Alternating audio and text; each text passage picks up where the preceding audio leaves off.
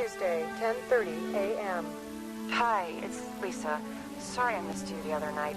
I was gonna call the restaurant, but I couldn't find the number, and I'm really tired from classes, and when I got there they said you'd left, so I'm really sorry.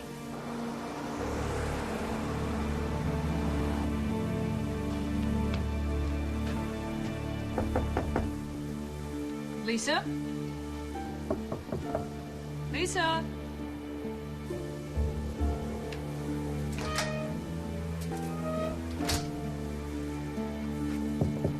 Lisa?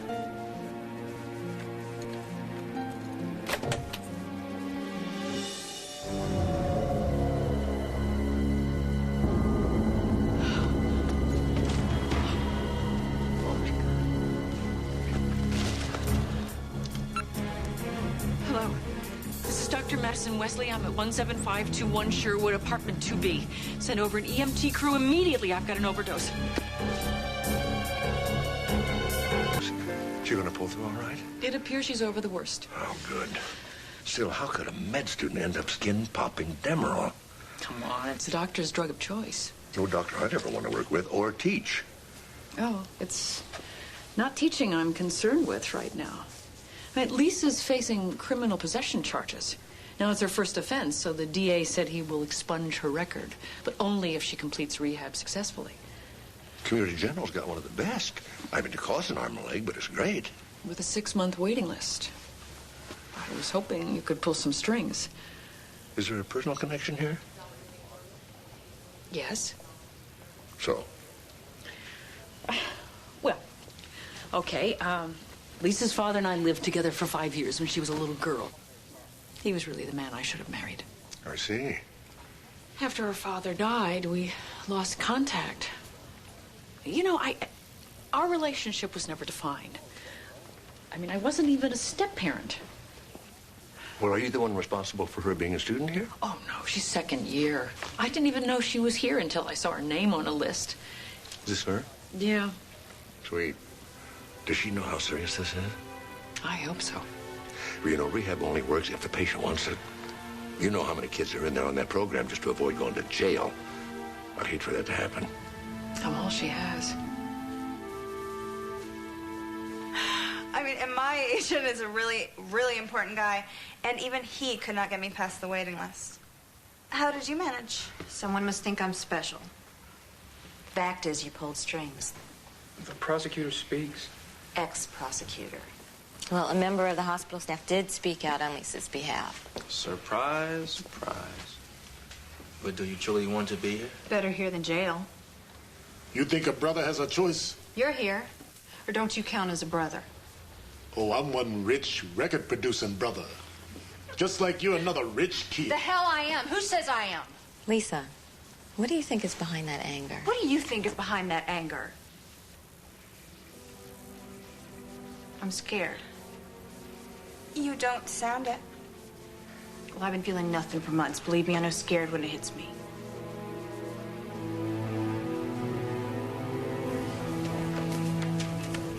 Dr. Travis. Have you seen today's paper? Look at the food section. Barbecue Bob's isn't the best barbecue in Los Angeles. It's simply the best. Oh, wow. Why don't people read this? They already have. But get down here as fast as you can. Please, bring reinforcements. She canceled dinner on me twice. There were mood swings. It was a parade of boyfriends. And you took that to be typical medical student? Wouldn't you? Well, I don't know. I keep looking for hints that I should have picked up on. Like her temper would just flare up out of nowhere, and I put it down to stress. I just excused her. Don't blame yourself for her failings. I'm a professional. I should have helped her. Nobody forced her to take the drugs. I failed her, Mark. I should have known. Sounds to me like she failed you. I made the bigs right out of high school. First season, 25-5. Nolan Ryan tells me I'm the best pitcher he's ever seen. Now, I know there's only one guy, and I'm not him. But that's what people keep expecting me to be. You can't imagine what that's like. Yeah, I can. People thought you were God? No, not people. Computer geeks. Well, you and me, we use the same stuff. Cocaine. Makes you feel like the deity you know you're not.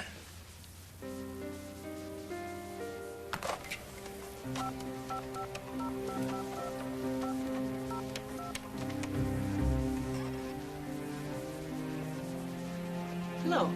Virginia Bramston, please. This is Dr. Madison Wesley.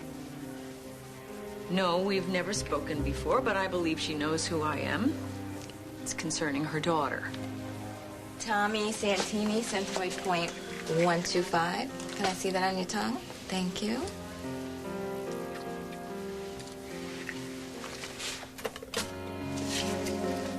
Lisa Bramston. This makes day 11.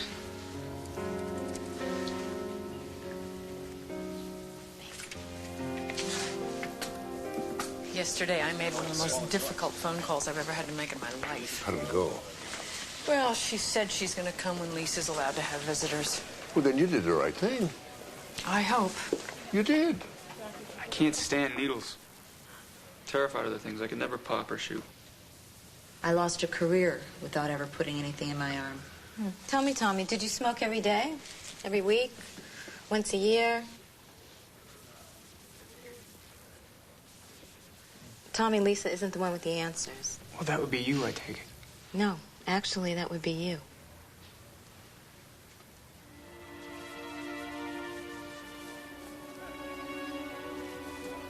Dr. Meyer, may I have a word with you? She's doing fine. Any chance I can see her just for a few minutes? I'm sorry. There's a family issue regarding her mother, and I just thought it would be really reassuring. Dr. Wesley, you are not the doctor in this situation. We have strict rules. No contact with the outside world for the first 2 weeks of treatment. That's very difficult. Of course it is. I can't promise you results. No one can. But after 5 days, she's right on schedule. Okay, thanks. Okay.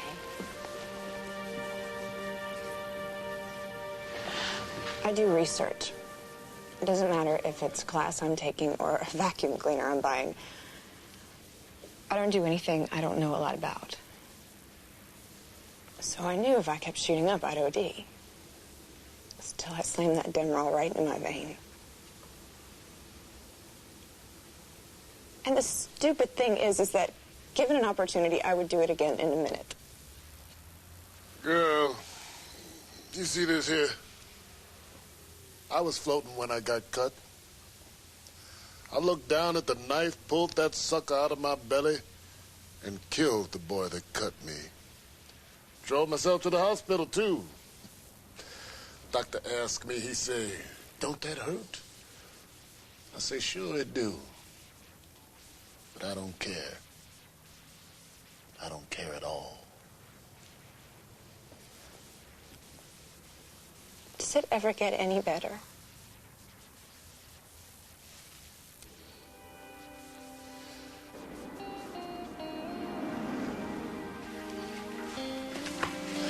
You ever keep a diary before?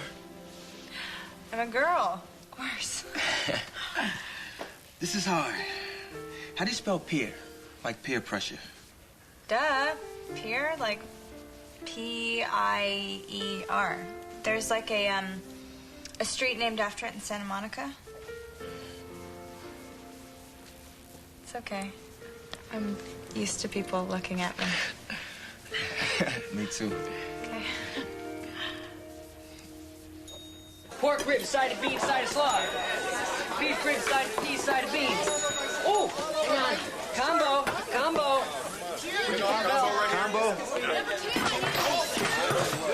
If you two can't behave, just go eat someplace else. You got a brisket with green beans and potato salad. My man Silky Sly, his last album sold 2 million units. He looking at the lethal injection. He only killed another rapper. He ain't been found guilty yet. Yet if he did it, man, he deserves to die. What you know about anything, Mr. Mallet Boo-Hoo? A life is a life. Street got its own rules. I don't care if he's your brother. You move fast or you don't last. Killers don't deserve to live. You don't know nothing about nothing. Step back or step out. There is no violence in my unit, and I will not excuse either of you.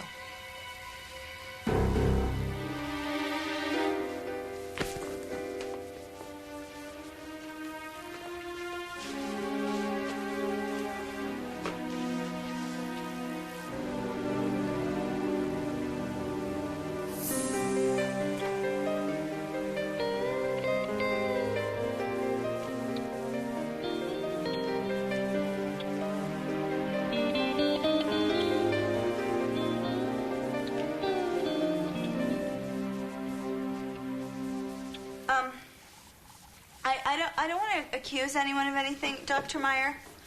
But if we know something that's going on and like we don't we don't tell it, like doesn't that make us kind of responsible for it? Like we're the ones who are in trouble? Well, it's called the honor system. Right. Okay. Okay. I think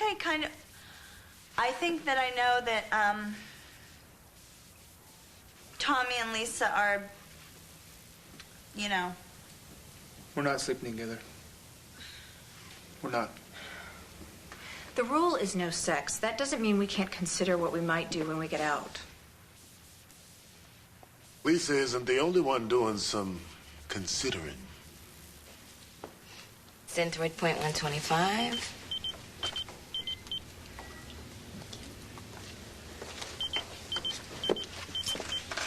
Emergency. I'm sorry. I'll be right back.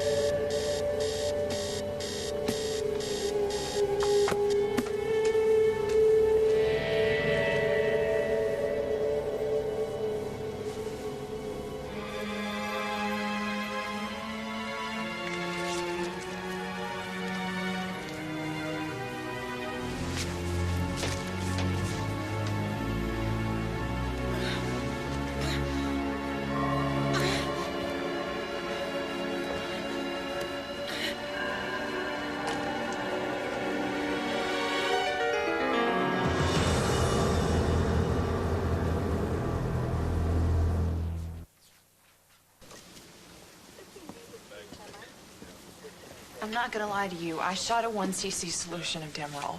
That amounts to one preloaded syringe. That's all I took. Then how did the other 3 syringes get in your bathroom? I don't know. Is there any way Tommy Santini could have wedged open the med cabinet? No, he wasn't even near it. You were the only one in the room? I was alone for 30 seconds, maybe. Enough time to steal 4 syringes. I took one. That's all I took. Then Dr. Meyer returned.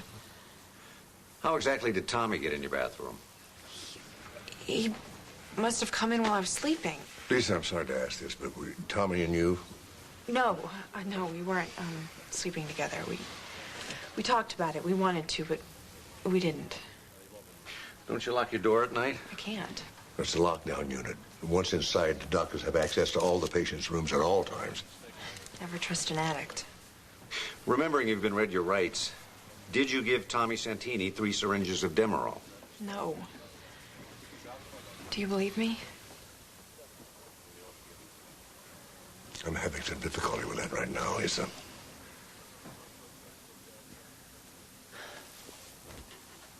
She can't stay here. Where is she supposed to go? I'm sorry, but every patient signs a contract when they're admitted. Use once and you're out. I already made one exception for this girl, and I'm not going to make another. And who exactly left the cabinet open? I did. Well, that doesn't justify the theft. Lisa's the addict. She's the doctor. Whose slip is greater? Mine. Well, then let Lisa continue therapy. Another patient died. The recovery of the entire group is in jeopardy. You're a doctor. You tell me, how could I possibly allow her to remain? Look, this whole discussion could be academic. So what does that mean? You're going to arrest her? Well, it's up to the DA. He'll review the evidence and then decide what charges to file. Charges? So you're going to add theft of narcotics to possession? If Lisa gave those drugs to Tommy, she's guilty of murder. Oh, no. You can come home with me. Thanks. I'm so sorry. It's a little late for apologies. I don't know what I'd do without you. Spoke to your mother. Why? She's coming to see you. Don't count on it. I don't count on a whole lot these days, Lisa.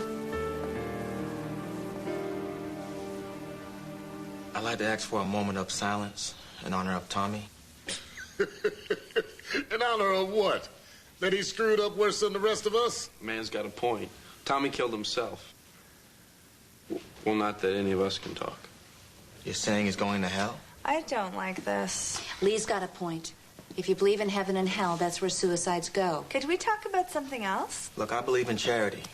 I believe Tommy could be any one of us. Okay, I mean, I know we're supposed to talk about Tommy, but can I please talk about something else? You are so self-centered. My life is over, okay? I mean, I'm not even 21 yet. Do you know what I'm saying? What's the matter, baby? Agent didn't return your call? I hate you. Excuse me? Excuse me. Excuse us. We have reservations. Excuse us. Excuse me? Excuse me. Sorry. Hey, it's about time. Another couple of minutes and I'm gonna have to give the table away. This place is packed. It's only getting better. Which reminds me, I gotta get ready for my TV interview. Interview? Could we have a cup of coffee? Yeah. All right, I have the lab report on Tommy Santini. He died of respiratory arrest brought on by the narcotic. In other words, classic overdose. Only he wasn't a narcotics user. He got high on marijuana and alcohol. First-time user. It's a shame. A single syringe should have sent him flying, but as a med student, Lisa should have known that. She should have known the dangers, too, to herself and to him. Oh, she did, but she didn't care. And Madison has to face the facts that Lisa was given a second chance, and she blew it. You mind if I take this home tonight and look it over? All right. Oh, I don't believe this. Dr. Bob. Actually, my name is Jesse Travis. Dr. Bob Travis. What's the secret to your ribs? Well, the secret lies in the meat. Dr. Bob's ribs come from free-range pigs. That's cut. All right, let's do it close-ups. Oh my God, that's fantastic. That's amazing. That's incredible. That's what I've been waiting for my whole life. Lisa was an addict. She might have needed more and more Demerol to get high, but she shot the one syringe. Now, why would a novice like Tommy shoot up 3 of them? You're making a common mistake, Dr. Sloan. What's that? You're applying logic to addicts. True. You know, there is one thing that really has been bothering me. Yeah? I feel terrible even asking this, but were Tommy's fingerprints on any of those syringes? No, just Lisa's fingerprints were found and on the one syringe. Why do you ask? Well, I was going over my notes, and Tommy told the group that he was deathly afraid of needles. He was very emphatic. Are you suggesting that Lisa administered the drug? I don't know. Because if she injected him, that could be construed as a deliberately premeditated act.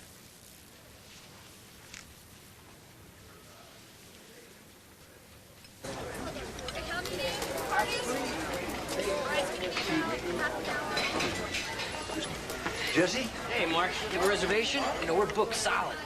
You wearing hospital scrubs? Yeah. You think that's inappropriate? I think it's inappropriate for you to keep your friends waiting. Hey, I can't show you any special treatment. What would I say to all these good folk? Good folk? That's right, good folk. You know, I could squeeze in 11:30. You know, we have extended hours now.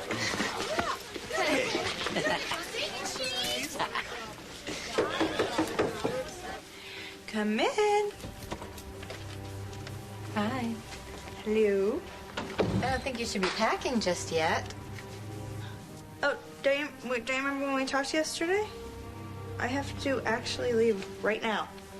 I mean, this is like the greatest, you don't know, this is like the greatest part imaginable. This is a breakthrough role. I'm sure it is. And, so like I said, shooting starts next week, and, it's not like they'd wait for me or anything.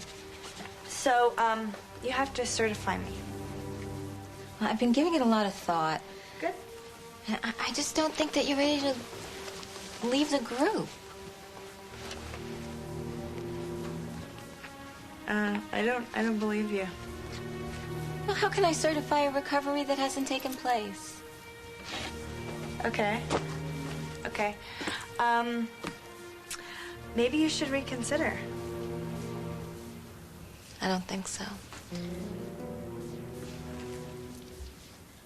Don't you remember what I said? I saw you. I know that you were sleeping with Tommy. I mean, you could lose your license. You could lose your job. I'm not making this up. No, you're not. You're absolutely correct. What I did with Tommy was unconscionable, unethical, and dishonest. You lied and grew. I did. You broke the rules. I did not practice what I preach, huh? Ooh. I feel as fuzzy as a peach. Kiki, what a lovely simile. I don't feel similar. I feel sleepy. I imagine you do.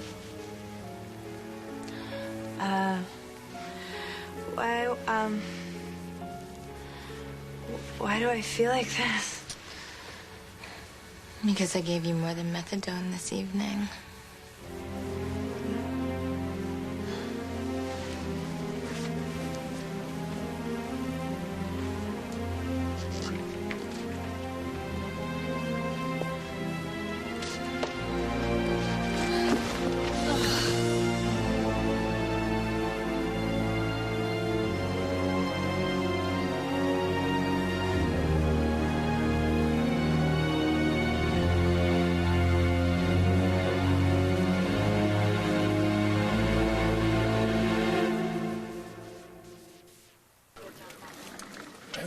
Excuse us.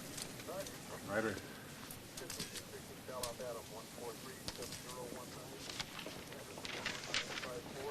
I can't, no apostrophe, beat, B-E-E-T, the drugs.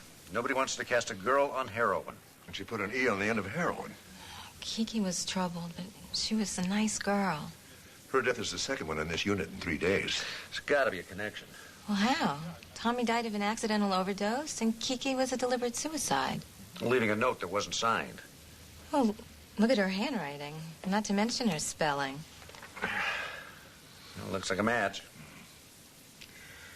Well, I think we're finishing here. I see. Well, why don't you tell her yourself? Oh, let me guess, my mother's bridge club needs her? Well, she said it was a medical emergency. She always does.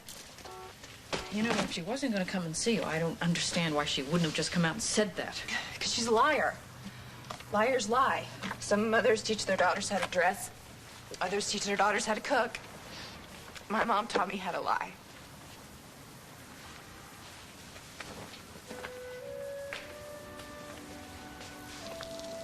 You don't deserve that. I don't know if I'm doing this right. You're better at it than she ever was. Well, that's not hard. It's true.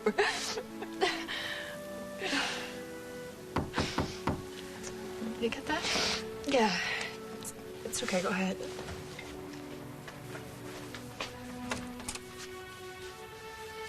Madison, I'm sorry I have to do this, but figured it was better me than some stranger. Just say it. I've got an arrest warrant charging Lisa with the murder of Tommy Santini.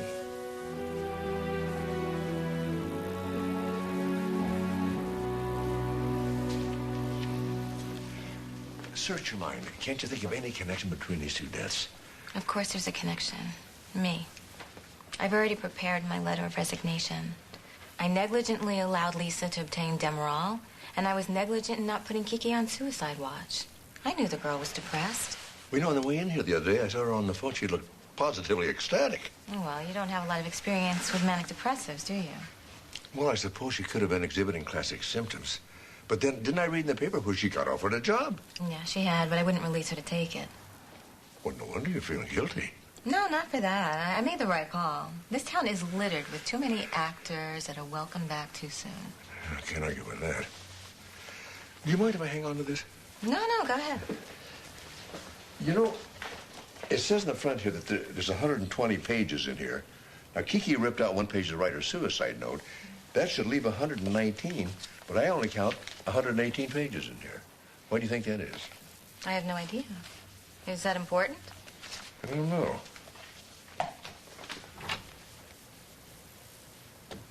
I don't care if it's going up, down, or sideways. I am telling you to sell.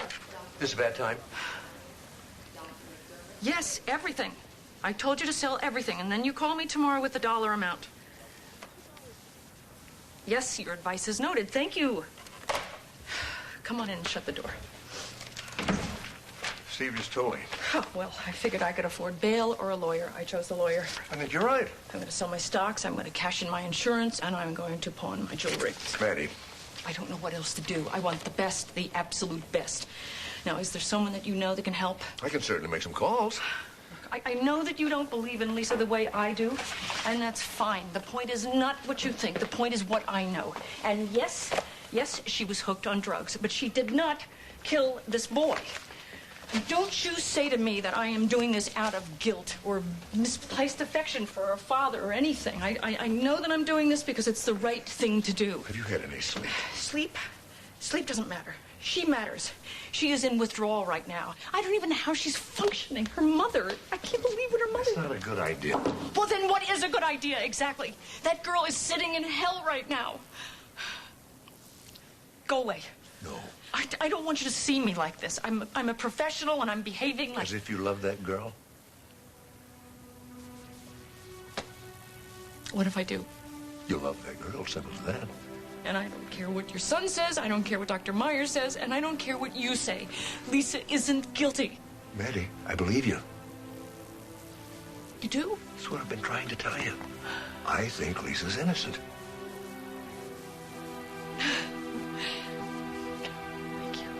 $500,000. No. Firm offer. Look, I'm not going to sell my restaurant for a sack of beans. 500,000 is a lot of beans. I know why you want to buy. Sure, look around. You want to franchise Barbecue Bob's. Well, let me tell you something. If anybody's going to franchise, I'm the man. Combo 7. Now, here's what I'm thinking. Franchise is just the beginning. We cook and freeze the meat. Overnight delivery, reheat, and serve. Then we put Dr. Bob's healthy barbecue sauce into a bottle, my face on the label, very much like Paul Newman. Let me get back to you with an investment package. Dr. Meyer? Oh, yes, Dr. Sloan. Could I ask you a favor? Possibly. Would it be possible for me to sit in on a group therapy session? I don't see why not. Wonderful. Thank you. Appreciate it. I'd like to talk about Tommy. In his diary, he says that this is a great place to meet girls. Why is that funny? Well, because for Tommy, that's true. How do you know that? Well, I'm in the next room. The walls here aren't the best. Let's just say Tommy and someone were rocking out. Well, someone being Lisa. No. Someone else. You certain? Mm-hmm. Tommy was having company before Lisa came. I see.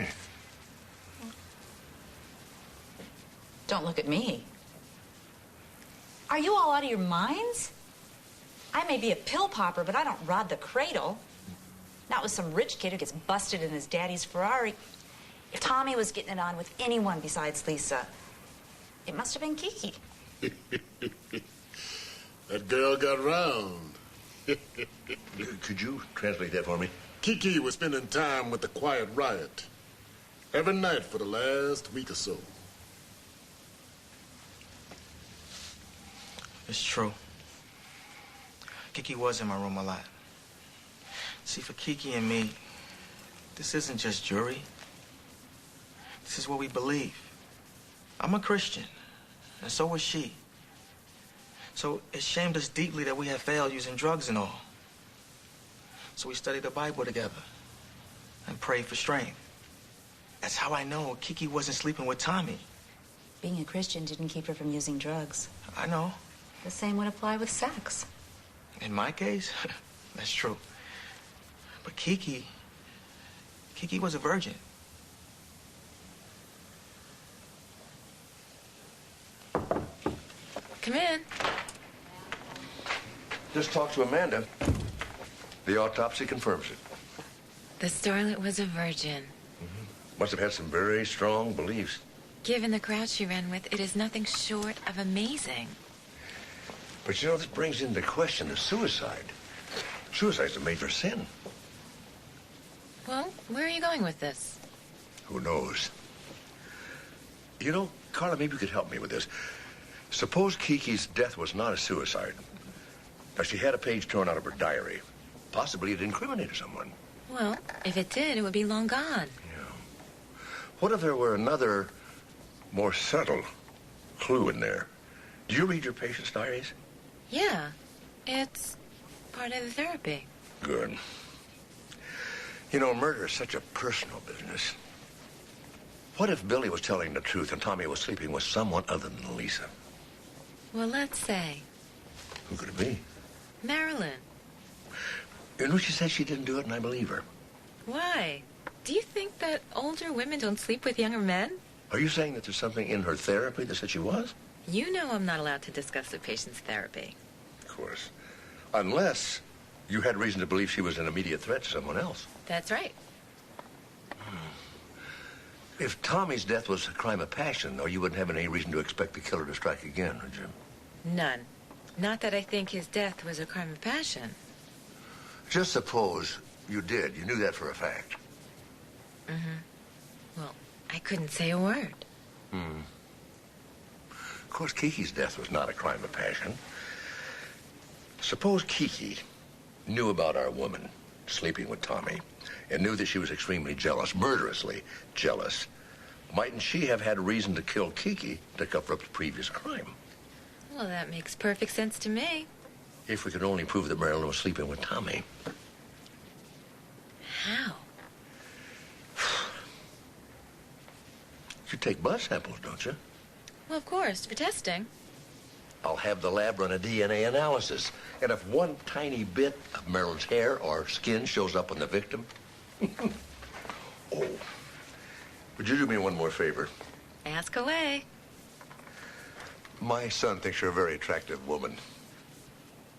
I'm flattered. Well, actually, he was pointing something out, and forgive me for bringing this up, but he did point out that there was another woman in the group.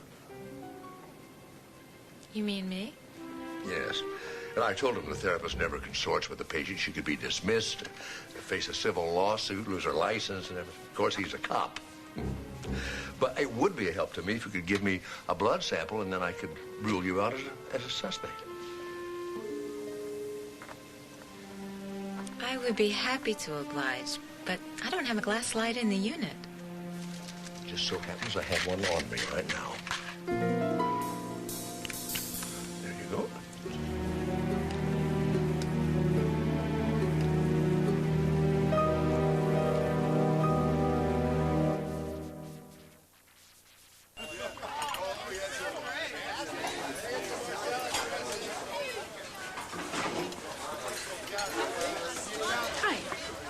Hi.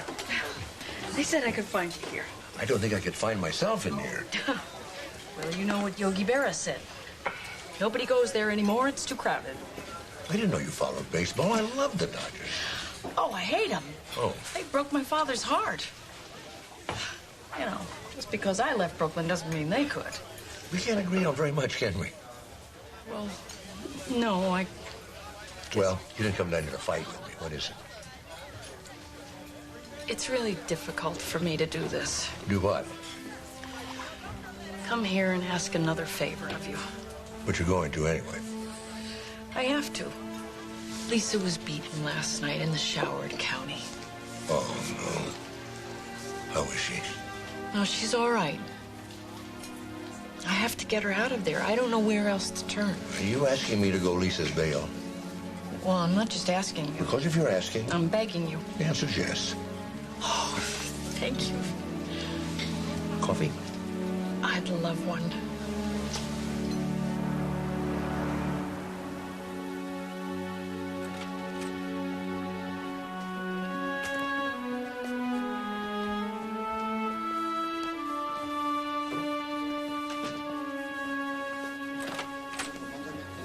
Lisa. Oh, sweetheart. Thank you. Thank you. I can't thank you enough. You can do that by staying off drugs permanently. I'll enter rehab as soon as I can find another program. You're going to have to stand trial first. But you know she's innocent. Excuse me. Well, not to a jury. Lieutenant Sloan. Dad, it's for you, line 2. Hello? I can't spend the rest of my life in jail. I'd sooner die first. I see. Don't say that. Don't even think that, honey. It's true. Thank you. It was Amanda. She ran the autopsy on Tommy. Any DNA results? Nothing we can use at all. No fragments of skin, no hair. What are we going to do? I don't know, Lisa. Well, we can't just sit around and let her be convicted. No, of course not. But then we may not be able to pull a rabbit out of a hat either.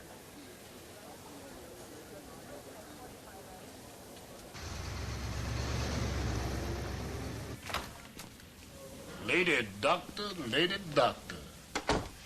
How does it feel to have the police all over you? They'll be gone soon. Ooh, not the way it works. As long as they think you're a guilty party, they'll be back again and again and again. Well, not after they've convicted the murderer. I never thought you to be naive before. They figure you for the other woman. That's my problem. Yes, it is. Lucky for you, I got a solution. But you see, I got me a problem, too. My man Silky's trial is not going the way I would like it to go. I would help a lot, a whole lot, if a reputable psychiatrist were to testify that he was not in his right mind at the time of the crime, that he was, in the legal parlance, not capable of distinguishing right from wrong. You're asking me to lie. Not in the least. My man Silky is a stone-cold psychopath. I'm asking you to tell the truth. I'm the one that's gonna lie. You see, Tommy wasn't afraid of me. I liked that. How nice. He was blonde. I know. You know, I think that boy forgot to pack a hairbrush, 'cause he was always using mine. Would you like to see those blonde hairs in my brush? Explain. How does this help the problem that you believe I have? What if those hairs were to migrate to someone else's bed? You wouldn't be the other woman. I guarantee it. I don't need a guarantee. And your man can burn. My man Silky kills because he's crazy. What's your excuse?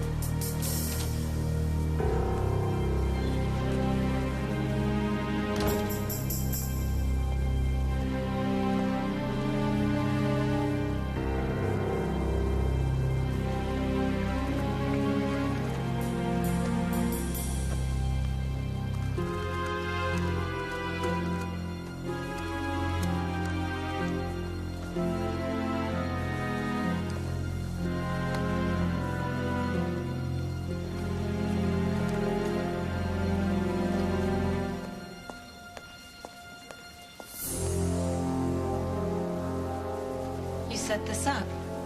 I was desperate. You'd won, Carla. All you had to do was nothing. Take that bag, if I may. Arms behind your back. You have the right to remain silent. Anything you say can and will be used against you in a court of law.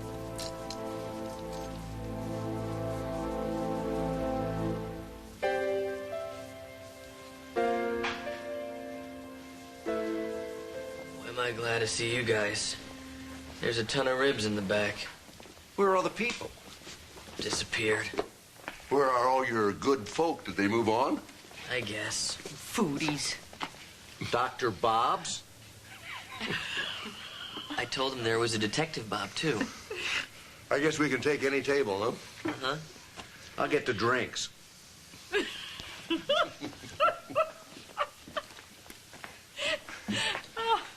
This is better. So, Lisa, what are you going to do with your life? Well, rehab, obviously. And then she's going to repeat her second year of medical school. You know, that might not be possible. Well, now, Mark. Don't start with me. We've got a waiting list of 137 people. Okay, okay. All of whom are desperate for a first chance, and I've blown 2 chances already. Well, you're not going to give up, are you? No, but I'm not asking for any special favors. There's a very mature attitude. Dr. Sloan, I've only got one thing on my mind right now. Getting through rehab. Thanks to you, I've got that opportunity. I'm not asking for anything more. I'm very impressed. So am I. You're not agreeing with me here for a change, are you? Well, don't expect it to become a habit. She's so argumentative. No matter what I say, she starts it. You should hear him, how he speaks to the nurses and the administration. She doesn't listen to anything you say. If he ever told the truth now and again, I think we would picture it.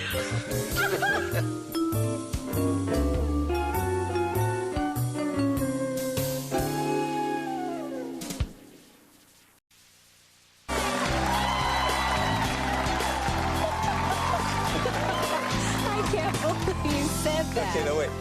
Denise, hold on.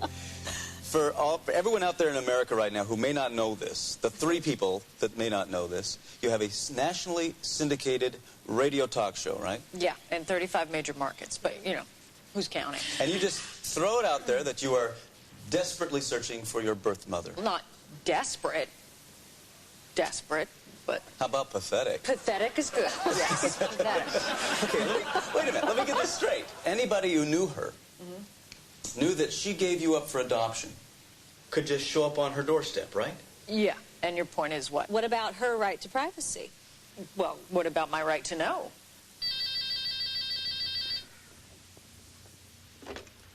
Hello? How did you find me? Why can't you leave me alone? Let the past stay in the past. Yes, I heard you. Okay, now, Denise, what about this? What if you find out that your birth mother wants nothing to do with you? All right, wait, let me see if I understand this. She wants nothing. Nothing. Nothing at all. Nothing at all. The daughter that she gave up at birth? Right. She wants nothing to do with her. Well, then I would have to kill her. Denise. What do you want me to do? Oh, wait a minute, I'm serious. Well, so am I. Oh, please. This from a woman who is never serious. I mean chocolate. I just don't think I would have any other choice. I would have to track her down and kill her. And then you'll leave me alone?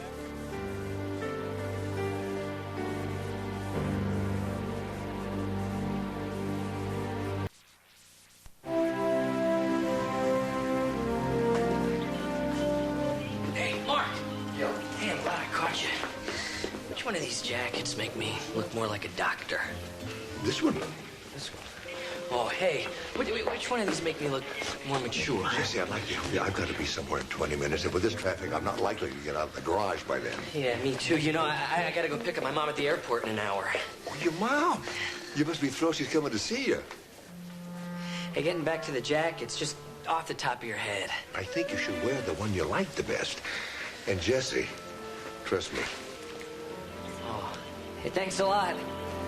You know, Jesse, I don't think your mother's going to care what you wear. She's going to be so happy to see you. You don't know my mom. She can be very opinionated. She's a little bossy, and she gets what she wants by being really, really nice. Oh, terrible. Wear the blue one. I'm late. And welcome back to the Denise Steiner Show. I am Denise Steiner, and this is my show, and don't you forget it. Remember, just because I'm conservative, people, doesn't mean I am not a sexy, sexy, girly thing. Oh, baby. Come on. Look who's just walked into the studio. My doctor and our guest for the next hour, Dr. Mark Sloan.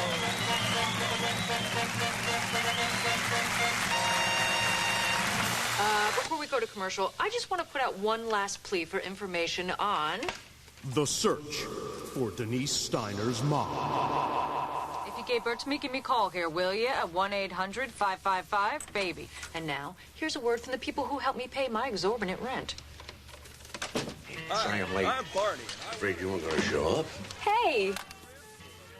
Hello, both of you, Steve. This is fabulous. Mondo, we need another set of headphones. Oh, no. I'm just here for the moral support of my father. But look at you. You look great. Oh, big compliment. The last time you saw me, I was 12 and I had braces. I'm so happy for you. Look at this. You're out in L.A., you got your own talk show. Mm-hmm. We're back in 10. Oh, okay. Why don't you guys take a seat, be comfortable. We'll start. Don't forget your headsets, guys. Okay, we are back with the handsome and debonair Dr. Mark Sloan, who has worked with the LAPD in catching many dastardly criminals, right? So, tell our loyal listeners, how did you get involved in murder and mayhem? Well, Denise, as you know, my son's a homicide detective. Yes, I do know that, and gorgeous, I might add. In fact, I'm seriously thinking about committing a crime just so he'll handcuff me.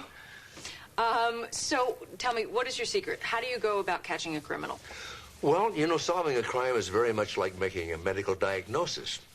You look for evidence, of course, and you try to put all the clues together.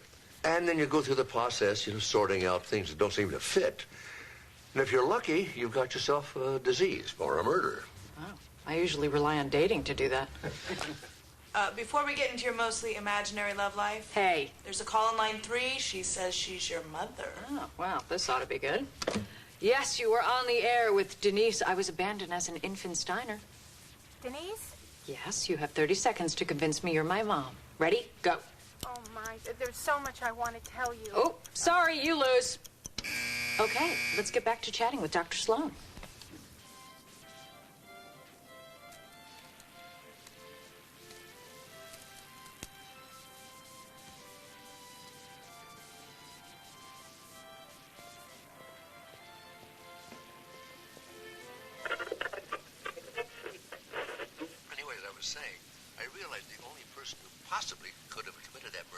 Was the one person who not only knew where Elise ate, but that she was allergic to peanuts. And that narrowed the list of suspects down to one person, her sister.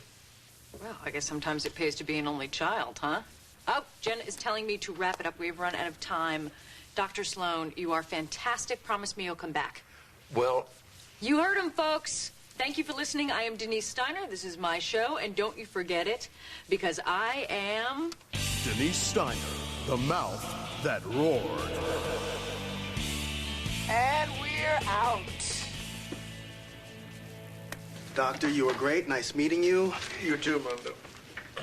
I meant what I said. You were fantastic. You make anybody look great. Well, thank you for doing the show. You know, I'm curious about one thing. Yeah. You know that lady who called in and said she was your mother? Oh, yeah, the 175th I'm Denise's mom call. Yeah, how did you know she was a phony? Oh, I don't know. Just a feeling. Explain it to him, Steve. Well, I have no idea. You didn't let her get 2 words out. She just wanted her 15 minutes of fame. I promise you I will send her a I'm Denise's mom t-shirt, and she'll be a big celebrity in her geriatrics yoga class. Dr. Sloan? Hi, Stephanie Miller. You probably recognize me from any one of my failed TV shows. Yes, I think so. I just heard you on Denise's show. You were great. Thank you. You know, I come on right after Denise. Back off. He's mine. Follow me, gentlemen. Nice to meet you. That woman gets on my last little nerve.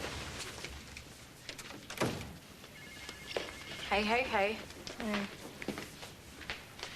You got a fax from that fakey mother caller, Joanne Lombardi? Ugh, no, send it to legal. No, you might want to take a look at this.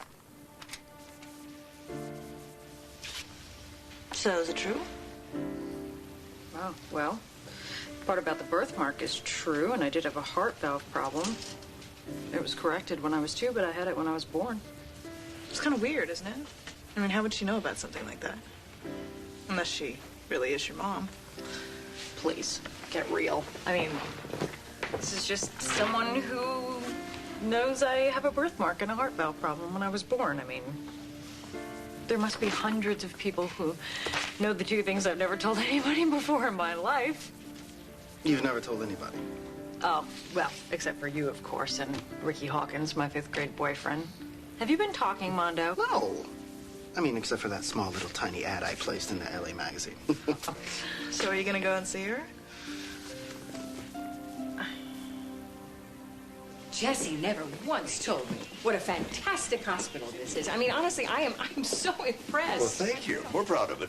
What you people are doing here, it's like you're a field surgeon. You know, you're really getting in there and you're saving people's lives. You know, I never thought of it that way, but I think you're right.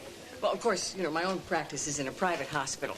You earn a lot more money, but you don't get anywhere near the challenging cases.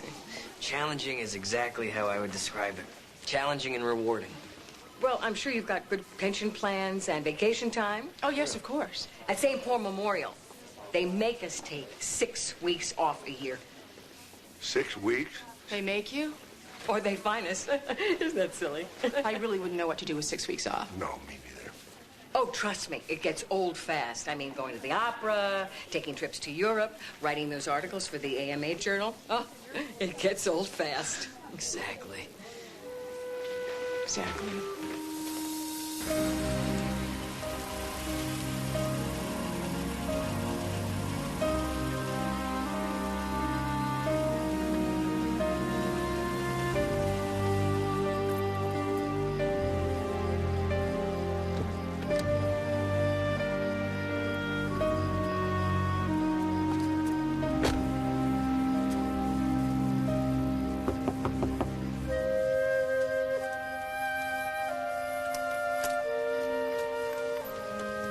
Yes? I'm looking for Joanne Lombardi. Oh, my God, Denise? It's you. Oh, wait. I can't believe it. Oh, let me look at you. Oh, my gosh. I can't believe it's really you. Can I come in? Oh, yes.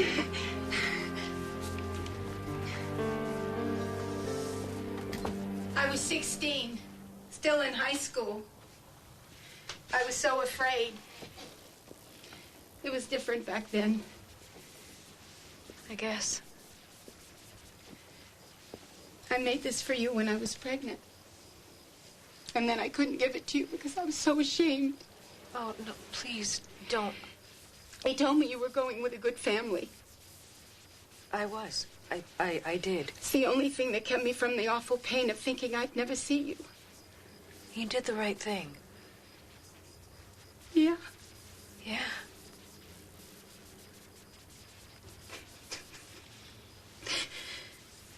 You want a cup of tea? Yeah, okay, that would be nice. I have a lot of catching up to do.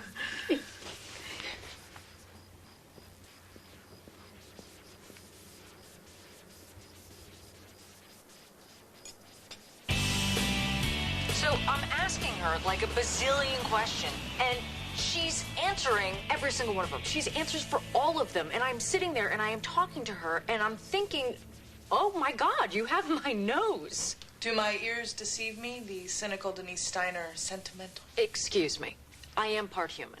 Okay? Let's take a call. And it is Tara. You were on the Denise Steiner show. I had a package delivered to your studio. Did you get it? A package? Honey, I get 100 packages a day. All right. I get maybe 1 or 2. Okay, I don't get any. What? I sent it overnight, marked personal. Okay, I'll look. Well, here it is. Is this it? Yes, it's addressed to me, Denise Steiner. Open it. You know, before I do, I feel obligated, Tara, to ask you a question. Are you in any way related to the Unabomber? Just open the package. Okay. Excuse me. In case you missed it, this is the Denise Steiner Show, not the Nasty Woman Caller Show. I decide what I do and what I don't do, okay? Hello? Hello? She hung up. She actually hung up just as I was gonna bucket her. You know what? I'm gonna do it anyway. This is for you, Tara. I'm melting. I'm melting. Oh, my beautiful wickedness.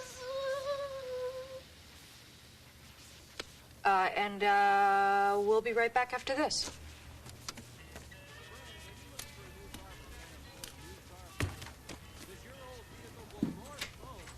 Hey, we're not supposed to be a commercial?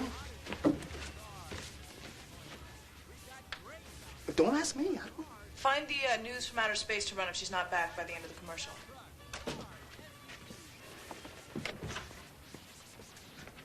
Hey, yo, Denise.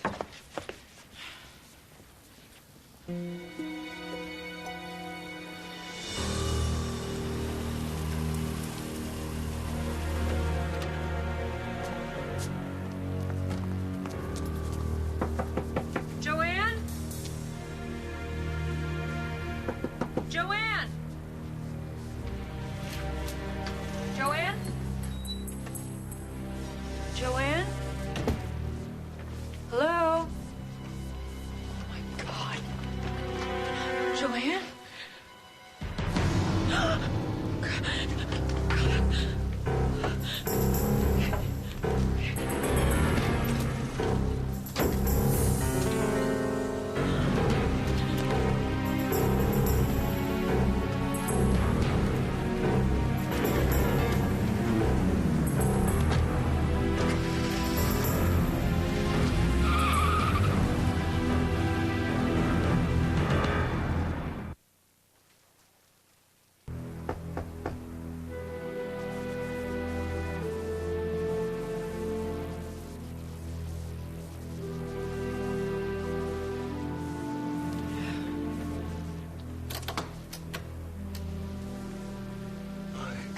Jen called me. Everybody's worried about you. You all right? Yeah, fine. I just, had a one-day flu. Caught the radio show. Met your birth mother. Yeah. Would this one-day flu have anything to do with that?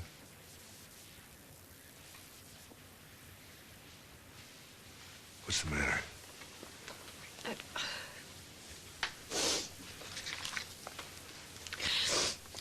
Someone sent me this.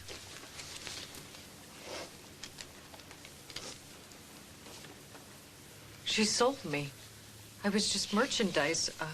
All that talk about how she didn't want to give me up and her pain was just Well, these are just newspaper articles. about buying babies. Well, nothing about you or her. Oh, look at this note. One of these babies was you. Ask her, she'll tell you. Now, anyone could have written this. Did you talk to her about it? No. What about your adoptive mother? Did you talk to her? Please, I haven't talked to her in 3 years. Look, I have to get dressed. I have to go to work. Honey, I'm not sure you're in any shape to go to work. I have to. I'll call you later, I promise. All right. Okay. I'll give you a ride. That would be great. Thank you.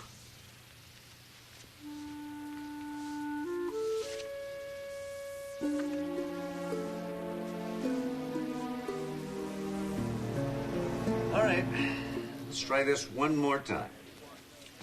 First, you said the woman had short, dark brown hair, and now you're saying it was long. I don't like the way these girls cut their hair these days, do you? I mean, I think a woman's hair is her crowning glory. Why chop it all off? Her hair should be long.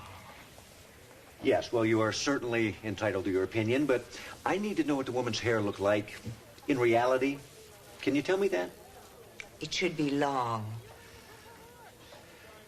All right, look, maybe we should just give this a rest. I'll drive you home. We can try it again tomorrow. Oh, I'd love to, but I have to be home by 2 for the guiding light. I used to be in pictures, you know. That doesn't surprise me. So today's topic will be people we'd rather see dead. How Warren legal, we're bound to get sued.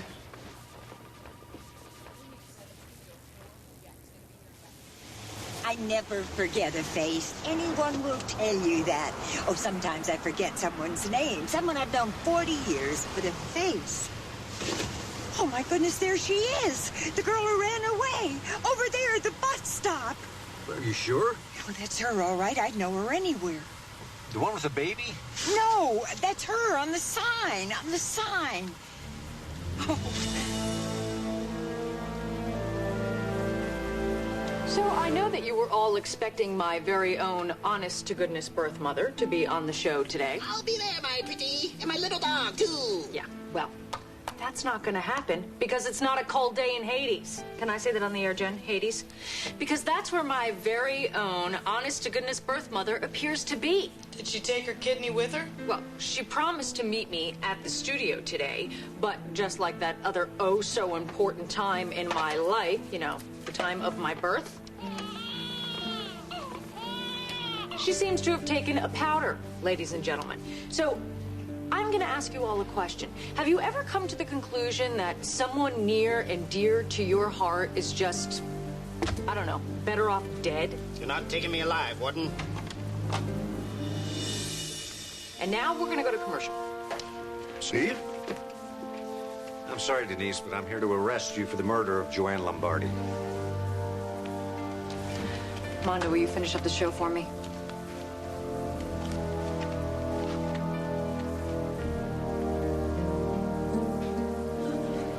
You know, when Jesse said that he was investing in a barbecue place, I thought he was talking about some big old restaurant, you know, part of a chain. Oh, well, it is sort of small, but the ribs are delicious. Mm-hmm. No, well, what do you call the decor here? Primitive? Mrs. Travis, Jesse's accomplished an awful lot. Oh, I know. I'm really very proud of him. In fact, well, I was going to wait, but what the heck? I'm going to follow my son's example and throw caution to the wind here. Attention! I would like to propose a toast to my son, Jesse, who left the family fold and forged a wonderful life for himself in a strange new land. To Jesse. Thanks, Mom. I'm touched. And I also want to make an announcement. Now, I was going to talk to you about this alone, but seeing you here, surrounded by all these wonderful people who love you, well, I wanted you all to know that I am offering Jesse a full partnership in my practice back in Minneapolis, St. Paul. Mom. Now, don't forget, that also includes a 6-week paid vacation every year. Now, of course, I don't expect an answer right away, but I am certainly hoping that when I get back on that plane to Minnesota, my wonderful, accomplished son will be coming with me. So, a toast to the future. To the future.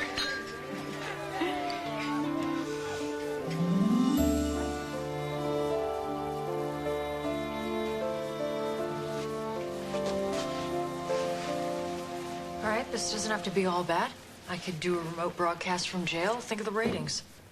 They aren't going to let you back on the air until after you've cleared your name. They're going to give Stephanie Miller my time slot, aren't they? They wanted to. My life is over. No, but I convinced them to let Mark Sloan fill in just for a couple weeks. You did? You're a goddess. That's known. Denise, I have to ask. I didn't kill her. I didn't. So why did you run? Why didn't you call the police? I don't know. I don't know what I was thinking. All I know is that I said on national television that I would kill her, and then there she was, dead. I didn't know what else to do. I just ran, and then I thought if I said I hadn't seen her, who would know?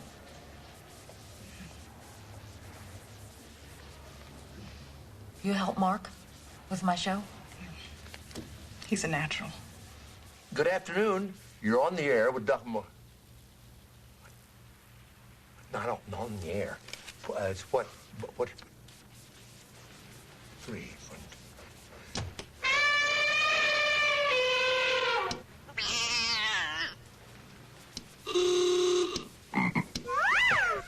Am I on now? That was dumb. I'm sorry. Okay. Hello, wait a minute. I think I disconnected that call. That's a record, 8 in a row. Hello, Dr. Sloan? Hello? Am I on the air? You're on the air. Oh, can you hear me? Yes? We're on it. But please be sure and tune in tomorrow from 3 to 7 for... It's the Stephanie Miller Show. This has been the Denise Steiner Show, the mouth that roars. That's a wrap. Good show, Mark. That was a disaster. Hey, don't worry. Everybody has an off day once in a while. Well, there is some good news. The station agreed to post Denise's bail. So, yeah, they just called me while you guys were on the air. Oh, that's great. You know, I was just wondering, do they tape these incoming calls? No, we tape over them. Well, not for a week. Why? Well, you remember those newspaper articles sent in by that caller? Yes. Well, forensics reported that only my fingerprints and Denise's fingerprints were on there. You know Denise. She's got 1 million nutball fans. Conspiracy wackos who believe they're being monitored by black helicopters. Yeah, they probably wear gloves 24/7. Yeah, I suppose that's true. But you know, it could be a frame. A frame? Well, you know, they never found a murder weapon. Yeah, but lots of people get convicted without a murder weapon. Yeah, that usually depends on the strength of the circumstantial evidence, though. What I was thinking is maybe I could listen to those tapes. I could find something in there that helped Denise. Well, I'll find it for you. Well, I'm gonna take off. I promised Denise that I'd drop by some books and stuff from her place. Catch you later? Yeah. Catch you tomorrow?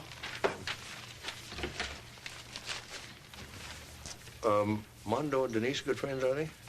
Yeah, they used to date. Yeah, Denise met him at a station in El Paso. She's actually the one who brought him here. No kidding. You know, sometimes I just wish they would get back together because they are so much nicer than the losers they each go out with. Oh, tapes. Yes, I'll get them for you. Thank you, Jen.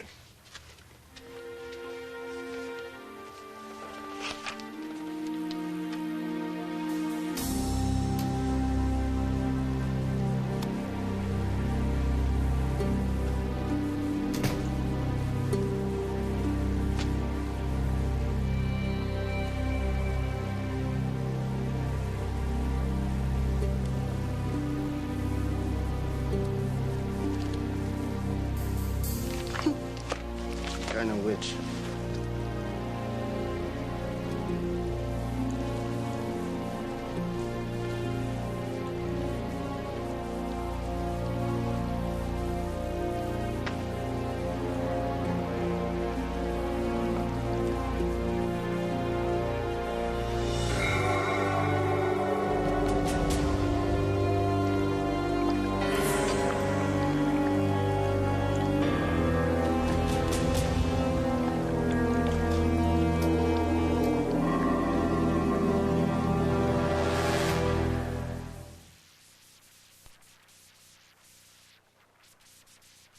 Degree murder for the homicide of her birth mother, Joanne Lombardi. How did they get this stuff out so fast? I do not know. I should have Lombardi's autopsy finished by early afternoon. Great. You know, her brother's requesting that we ship her body to Texas. Texas? That's where she's from, El Paso. Hey, Dad, got your page. Hey, Amanda. Oh, Steve, good. Had the tape analyzed. What tape? You remember the woman caller who sent the newspaper articles to Denise? Yeah? Had a sound man run through it. Guess what he found? Nothing. Nothing. I mean, no stray noises, no ambient sound of any kind. Well, you think the call came from a sound studio somewhere? I think it could have been from right in the radio station, which would narrow down the list of suspects. Yeah, possibly the women that work at the station. If she was framed. I think that this tape, combined with the fact that there were no fingerprints on any of those newspaper articles, is a pretty good case. Dad, we found a murder weapon in Denise Steiner's house. A White House letter opener. Which would be consistent with the size and shape of the wounds. Denise's initials were on it, and the luminol turned up micro traces of the victim's blood. Why would she hold on to the one piece of evidence that could send her to jail? Wouldn't be the first time someone held on to incriminating evidence. You know, I tell a couple of people there's no murder weapon, and suddenly it magically appears. Strike you a little convenient? Coincidental, but not relevant. Well, does this sound relevant to you, that one of the suspects is from El Paso, Texas, where the victim is from? Dad, lots of people are from El Paso. I mean, Denise lived there herself for a while. Oh. Look, I'm sorry, Dad. I want to believe her, too. I mean, call me when you get the autopsy report. Yes. See ya. See ya. Where were we going? Staff meeting, fourth floor.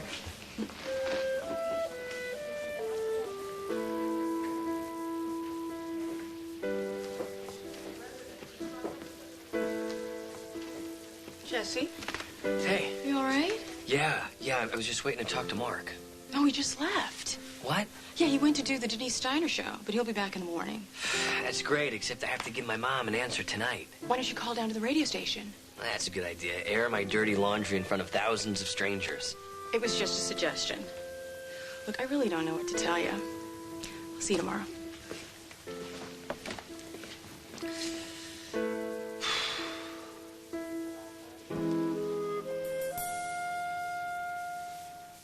All right, our topic for today is this. If there's one thing you did in the past that you could go back and change, what would it be? I should have never kept those tapes because I am not a crook. And we have Billy Bob from Dallas. Hello, you're on the air with Dr. Sloan. Yes, hi there, sir. I wouldn't change anything about my past, but I do have a question about the future. All right. You see, my mama, she owns a big old cattle ranch in Oklahoma. Dr. Travis to radiology. Dr. Travis to radiology. Do I know you? No. Anyway, you see, she wants me to come on back there and help her run it. Mm-hmm. And what do you want to do? Well, see, I don't want to disappoint her, and I don't want to hurt her feelings, and I certainly don't want to move back to Oklahoma neither. I understand. So, what should I do? Well, of course, that's your decision to make, Billy Bob. But I can tell you this. If you do something that's not right for you... You'll regret it, sweetheart.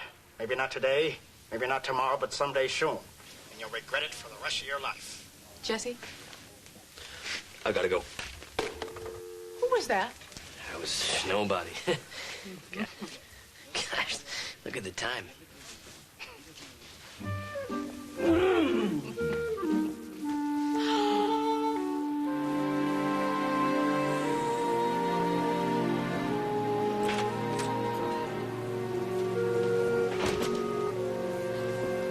Hey, Ma. So, you're not coming back to Minnesota with me, are you?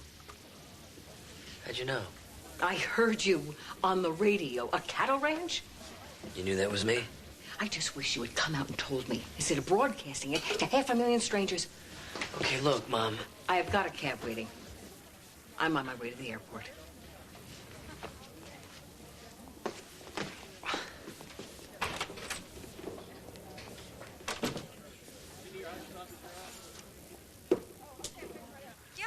Ma'am, an appendectomy is something that definitely should be done by your own physician. Don't! Thank you. And that's it for... The Denise Steiner Show, the mouth that roars. Good show, everybody. And I mean it this time. Hey, I'll see you tomorrow. Hi. Great show.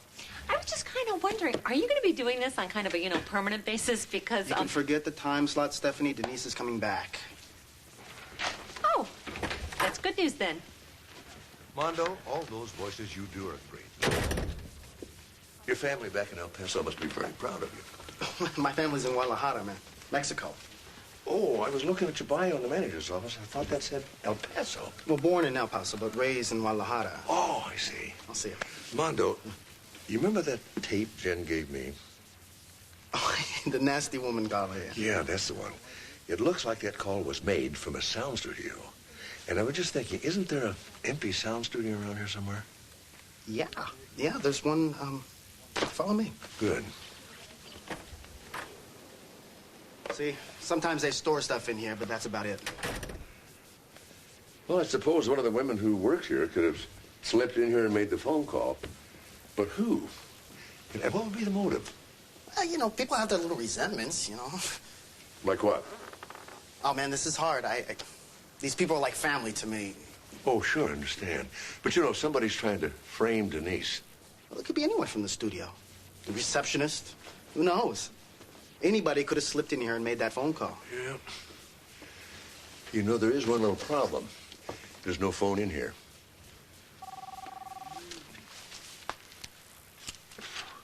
Sloan? Oh, that's great news. Yeah, I'll meet you at the hospital. Denise is out on bail. Oh, great, great. Somebody could use a cell phone in here. Yeah. Do you have a cell phone by any chance? Yeah. Doesn't everybody? Yeah, I guess you're right. Everybody does. Okay. Thanks a lot, Mondo. All right.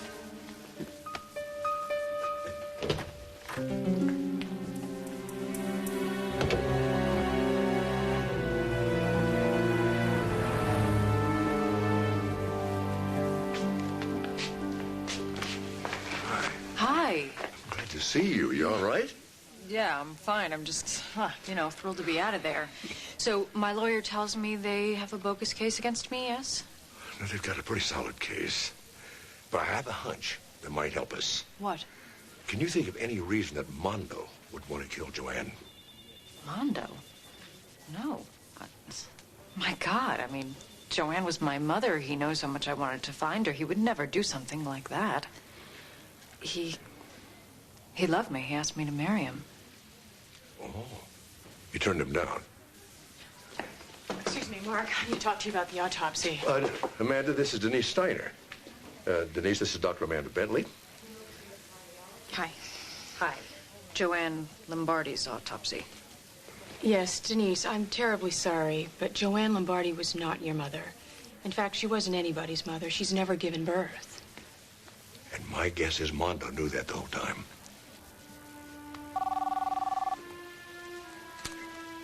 Hello? Yeah, Dad. I talked to my buddy at INS. You were right. Yeah? Mondo Arriaga's family was deported from El Paso, Texas, back to Mexico. Mrs. Arriaga, his mother, died there. You want to take a guess at who turned him in? Joanne Lombardi. Yep. I was afraid of that. You know, there's more. When she turned in the Arriaga family, she also reported almost 100 undocumented workers. 100? She was working for a man running for state representative. Got him elected. Apparently, a lot of people swear they get even with her. My guess is that's why she eventually left the state. I see. Thanks, Steve. I'm afraid it's Mondo. Oh, no. Oh, no.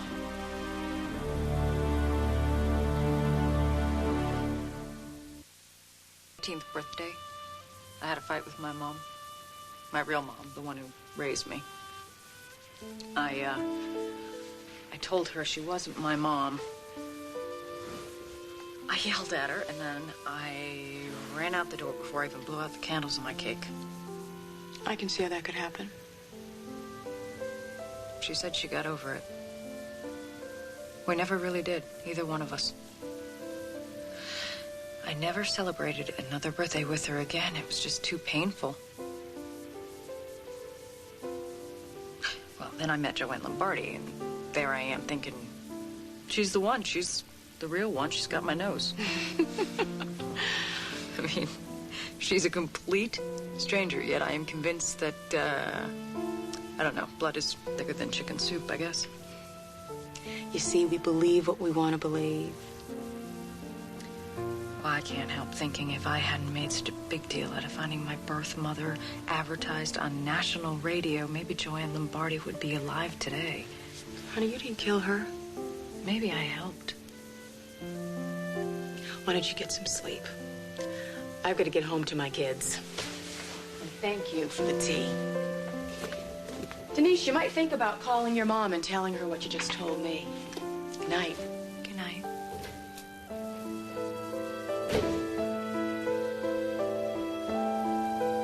Mom, are you there? This is Jesse. Could you pick up, Mom? Okay, look, I'm sorry that you left without giving us a chance to talk. I'm sure you're disappointed. But I just wanted you to know that, I love you and that I am gonna stay here in L.A. This is where my career is, my life is here. But I do love you, and I guess how you feel about me is up to you. Okay, bye.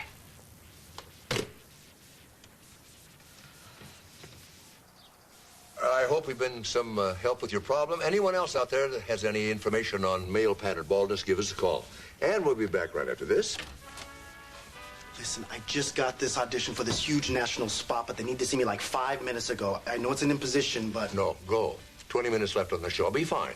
All right, you're the greatest, Doc. Jen, see ya.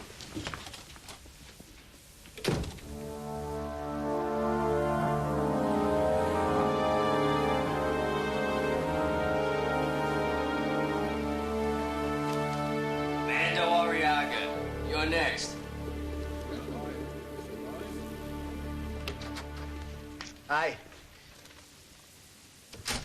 Mando, I loved your audition tape, baby. Hey, thanks, man. Yeah, the commercial's animated, so we want to play around with a bunch of different voices. Okay with you? Cool, babe. That's what I do. All right, good. Let's start with an accent. Maybe like Hispanic or whatever. Okay with you, babe? Just open the package and smell the mighty aroma. That's great. Let's try. This is wild. If you can't do it, don't worry about it. But how about same accent, only this time we're a female? Just open the package and smell the mighty aroma. Oh, that's fantastic. Really good. How about same voice, no accent? You know, no accento, as they say. Just open the package and smell the mighty aroma. How about with a little edge of anger? Just open the package and smell the mighty aroma. All right, more anger. Just open the package and smell the mighty aroma. Yeah, I think that's the one. Let's play it back. Just open the package and smell the mighty aroma. You know, I think we have that voice already on tape. Just open the package. We got it from the radio station. You pretty nearly carried it off. I don't know what you're talking about. We're talking about a kid who blamed Joanne Lombardi for the death of his mother. You've always thought she wouldn't have died if she hadn't gone back, haven't you? This is crazy. So you tracked her down and started threatening her. No. At the same time, the woman you loved dumped you, and you just had to get even. Then you came up with your brilliant plan. If you could just get Joanne to impersonate Denise's mother, you could kill two birds with one stone. Joanne went along with you just to get you to leave her alone. She had no way of knowing you were going to kill her. How could you do that, Mondo? I wanted you. I loved you.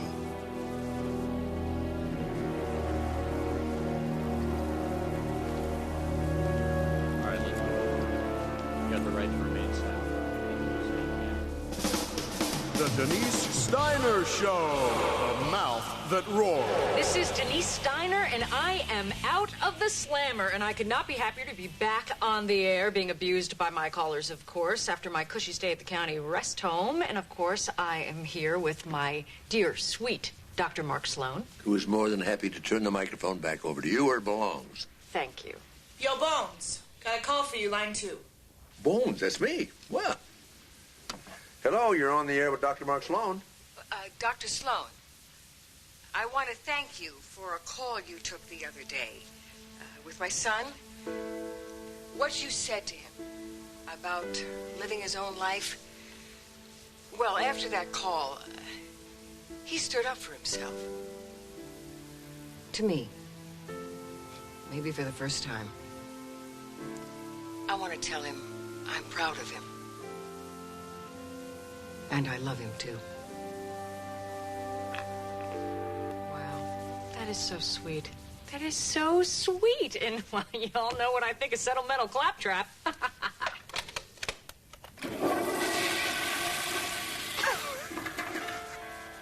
Man, I am gone a week. I was only gone a week, and the Sacred Squad takes over. Oh, speaking of that, Denise, we have a little surprise for you. Really? Happy Birthday to you. Happy birthday to you. Happy birthday, dear Denise. Happy birthday to you. Oh, well, that is incredibly thoughtful. They brought me a cake.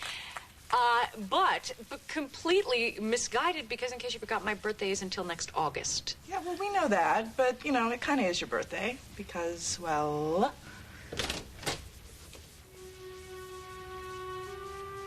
Mom? Happy birthday, honey. Mom, oh my God. You called my mom? Somebody had to. For those of you who don't have television simulcast, which I guess is about everybody, Denise Steiner, the mouth that roared, is now hugging the woman who adopted her, raised her, and who she thought she would never see again. Denise, blow out your candles.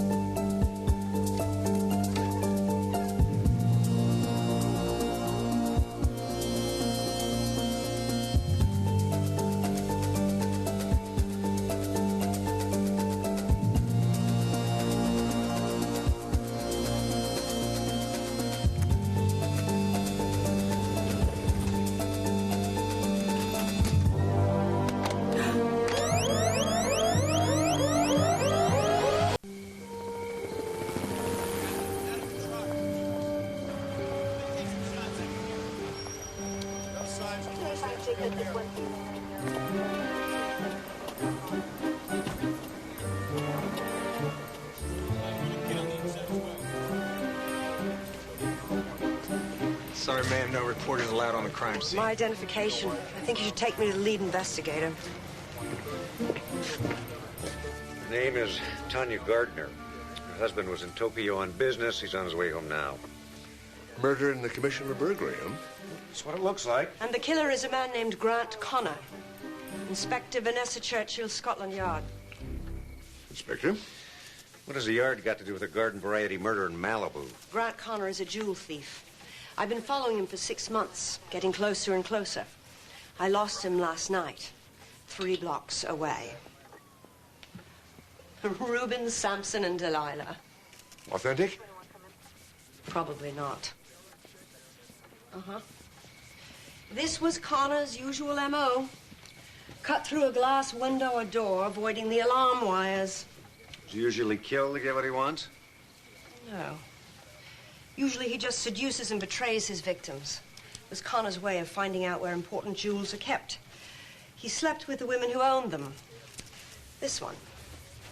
She was very beautiful, wasn't she? Any idea why he killed her? Maybe she wasn't supposed to be here when he broke in. Maybe she could identify him. Or Yes. maybe she helped him and then made demands. Women have been known to be like that. And maybe he didn't want to give in to her demands. Men have been known to be like that. But not to kill, surely. Perhaps you've known different men than I have. She was so sweet-tempered, you know. Always made you feel like you mattered to her, you know what I mean? Can you give me an idea of her itinerary the past few weeks? Easy. Every day was the same. She slept in late. After lunch, she and I would go to Saks, Beverly Hills. She'd shop 3-4 hours. Come back with a lipstick, new pair of shoes, like that. And, old Seton Barkley, is he still at the yard? With the yard, he is the yard. Yes. He was here back in, oh, gee, when was it? 86, 87, somewhere late in the 80s. That's right. He was working on, The runaway royalty murder. That's right. And his wife, Tabitha, how's she? Truthfully, I don't know. I haven't really spent any time to speak of with Seton for several years. Sorry. Would you tell me something? If I can. That painting, Samson and Delilah, how did you know that was not the original? The original was auctioned off in 1640, the year Rubens died. When it appeared again in the Prince of Liechtenstein collection in Vienna, it was widely believed to be a fake, a very good copy by Jan van Heck. Then it disappeared again and was rediscovered in 1929 when it was sold to a German tobacco dealer. This time it was heralded as the original Rubens, but no one knew what happened to the copy by Van Heck. Then the painting was lost again, resurfacing only recently. So who can say? Rubens, Van Heck, or someone else entirely? Sounds like a shell game. A very expensive one, yes. Good morning. Oh, wouldn't happen to know of any cigar shops in the area that might carry a small, unadvertised supply of Cuban cigars, would you? Cuban cigars are illegal in the United States. Yes, well, even so, I had heard that some proprietors keep a limited supply for their favored customers. Is this pertinent to the Connor case? No, not at all. It's a disgusting habit, I admit, but I've developed rather a fondness for cigars, particularly Havanas. You smoke cigars? At first, it was a way to get my colleagues to accept me as one of the boys. Then I got hooked. Oh, I see. I wouldn't want you to give me any information that might leave you feeling compromised. But if you would think, as I would, that I'd only be skating on the edge of the most minor of illegalities. Well, if you can think of anything else, no matter how unimportant it might seem to you, I'll call her. Thank you.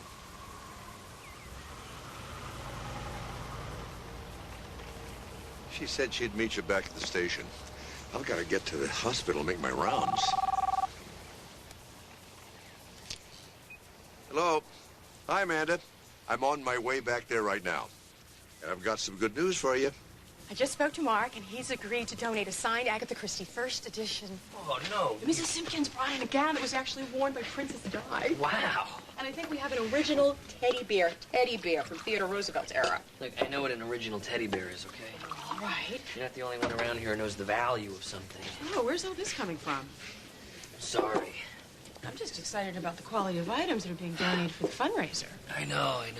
You know, the thing is, I've got this violin. It was a gift from my father. Your father? Yeah, he brought it back from Eastern Europe about 18 years ago. Anyway, it's signed. By whom? It's not a Stradivarius. It's not even an Amati. It's not Sears and Roebuck, is it? Oh, no, it's a Berganzi. A Berganzi? Ever hear of Carlo Berganzi? He was an 18th century violin maker who apprenticed under Amati, who ultimately inherited Stradivarius's workshop. And your father told you all this? Yeah, but then I read up on him. Well, it could be worth a fortune. You know, it's hard to say. Manufacturers would often forge signatures just to sell instruments. You've never had it authenticated? No, but, you know, I figure I might as well give it to the hospital for the auction. Wait a minute. Now, Jesse, if the violin was actually made by this... Berganzi? Berganzi, it could be worth what? I don't know. I mean, a Stradivarius sold for $1 million in 1996. There you go. You must get the instrument appraised. But it's not a Stradivarius. It's probably not even a Berganzi. I mean, what are the odds of that, right? I have an authenticator coming to appraise some items. Would you like me to have him look at your violin? It's probably worth $200 at most. So what? That's still a generous donation. Look, it's not like I play the thing, so if I can give it to a worthy cause, well then, good. Jesse, I want you to think about it. What I don't want is for you to donate the violin and regret it later. Hmm? Right. Absolutely not. I will think about it. According to her chauffeur, Mrs. Gardner went to a store in Beverly Hills every day for 3 or 4 hours. But her credit card records show that she hardly ever bought anything. Well, no law against window shopping. No fun in it either. Inspector Churchill has another theory. The store is directly across the street from the Beverly Wilshire Hotel. I stopped in on my way here. So, if the victim were having an affair, she could have been using shopping as a cover.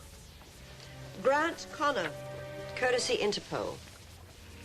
He registered at the Beverly Wilshire 10 days ago. Checked out this morning, early. So you think the thief cozied up to the victim, got her to tell him where the jewels were, broke into her house, and then what? Killed her? Inspector Churchill thinks that maybe she didn't know he was going to rob her, or maybe she did and wanted to go with him. Grant Connor is a very charming man. Yeah, he looks charming. What did he take? We won't know until the husband returns, but whatever it was, it must have been worth a lot if he was willing to kill for it. All right. I'll put out an APB. I agree. That would be the smart thing to do. Well, thank you, Inspector. I'm so glad Scotland Yard approves.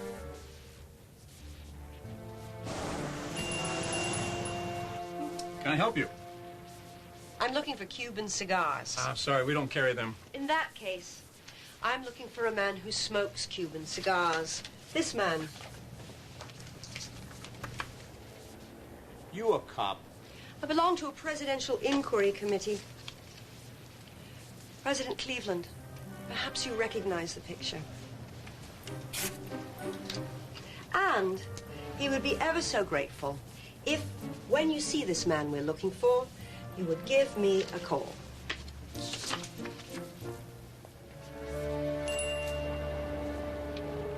Grant, come here. You're on TV. Have any information as to his whereabouts, please call the police. He is sought for questioning in connection with a burglary in Malibu and the possible murder of a woman, Tanya Gardner, the former model and actress and young wife of millionaire Edward Gardner. Is that true about the woman? Of course not. I told you what happened. Where are you going? Friends. Well, Grant, how will I know how to get in touch with you? I'll call you. I'll be a good girl and find my shoes.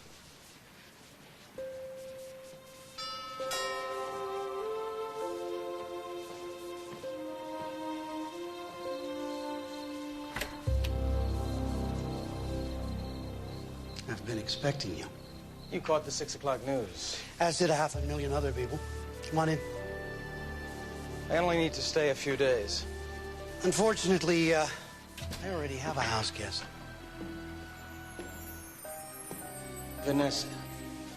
One of these days, you're going to have to find a fence I haven't introduced you to.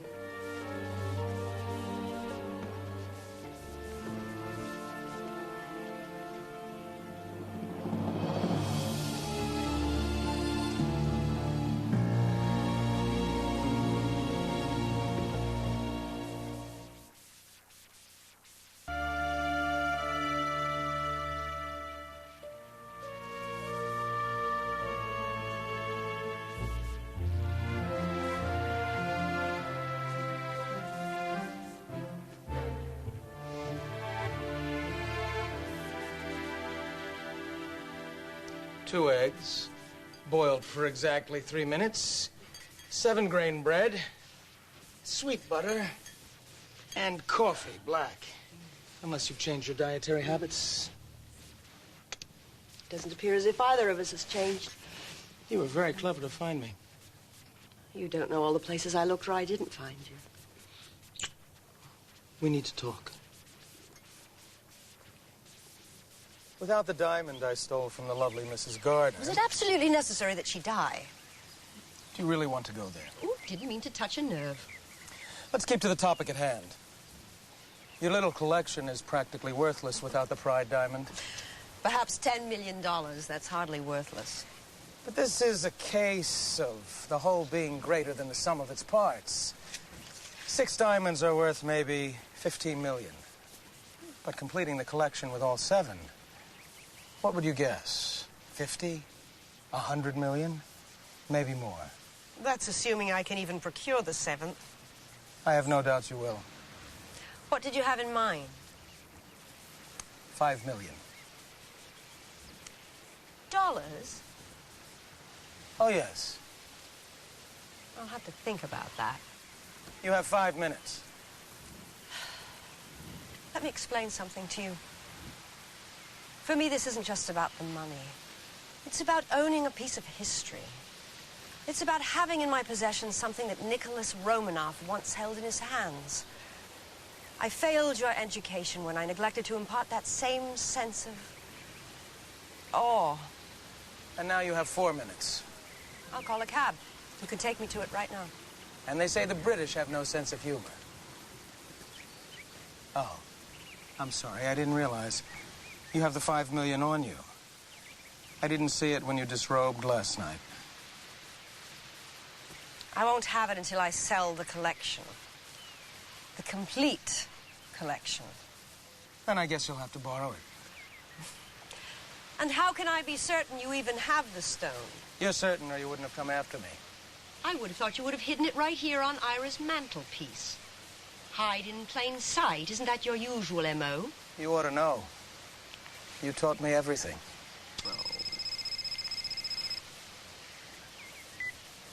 Hello? Inspector Churchill. Yes. Yes, I think you should come out to the Gardner place right away. There's been some developments.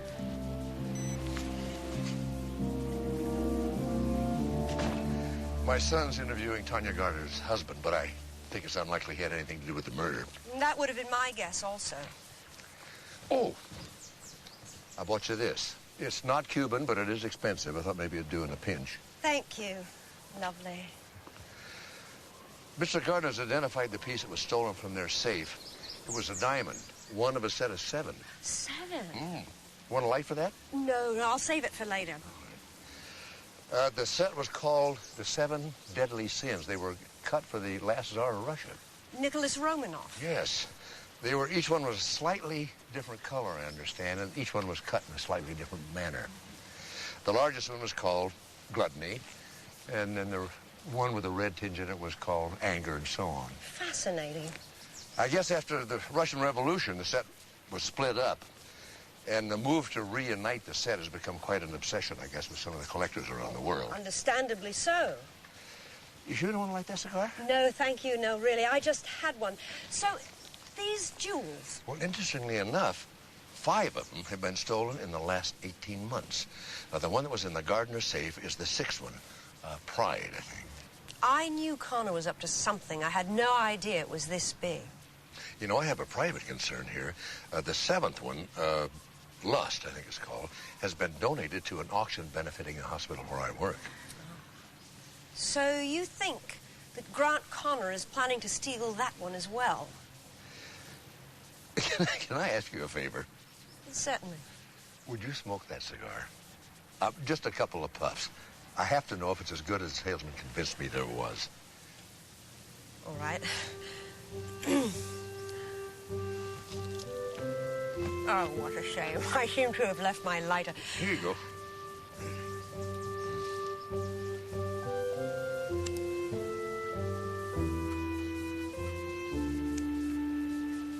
You have to cut the end off first, otherwise it won't draw.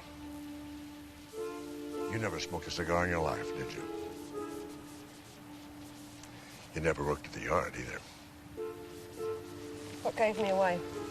Anyone who knows as much as you know about Rubens' paintings would have known everything there is to know about those diamonds I told you about. Not necessarily. Well, then there's also the matter of Inspector Barclay's wife, Tabitha. Barclay was a lifelong bachelor. He did have a succession of dogs, bloodhounds, every one of them named Tabitha. He was notorious for bringing them to work with him, and anyone who worked at the yard would have known that.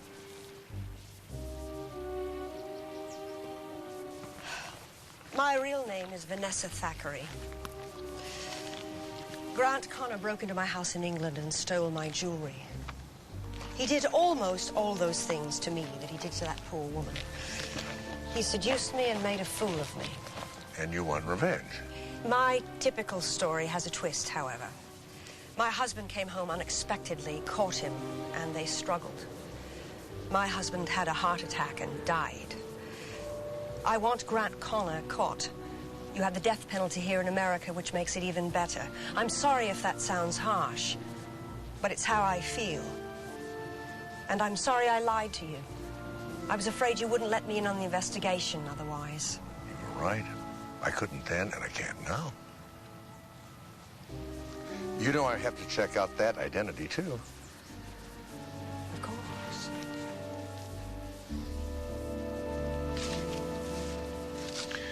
You think she'll walk away from this? I didn't think so either. Cigar? Yeah. Have to bite the end off. This one?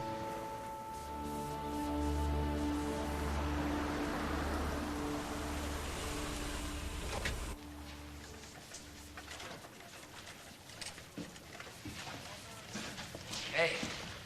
Jesse, is that the violin? No, I'm Al Capone. Take it. I can't take it unless you're sure. I am sure. Don't I sound it? No. Well, I am, so take it.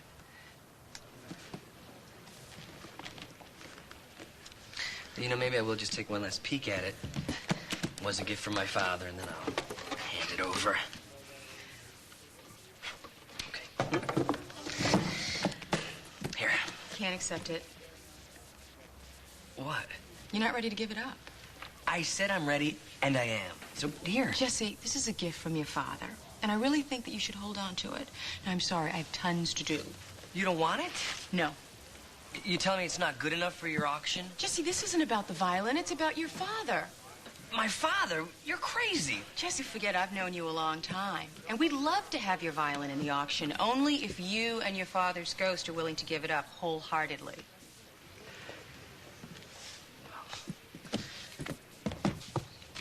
I hope it is valuable. It'll be a first for my father.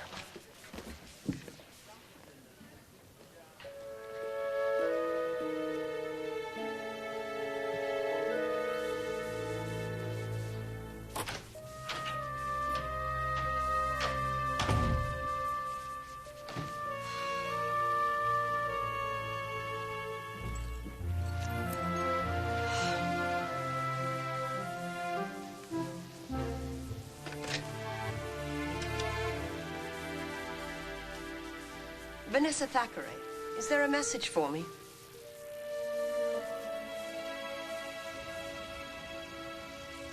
The girl's name is Polly Cornwallis.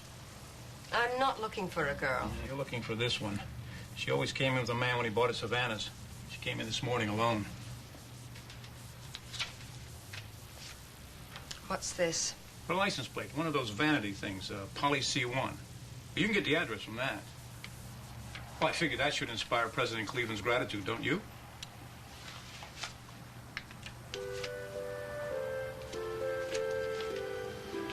Come to me, Cleveland.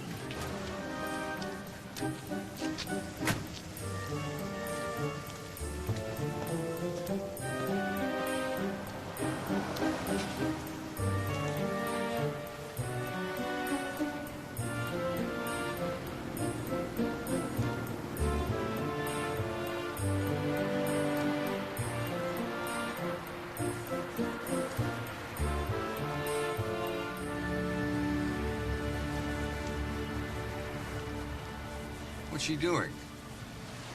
Something nice, it looks like. You think there's any chance that she killed Tanya Gardner? You know, there's 2 exits at this place. I'll take the one on the west side.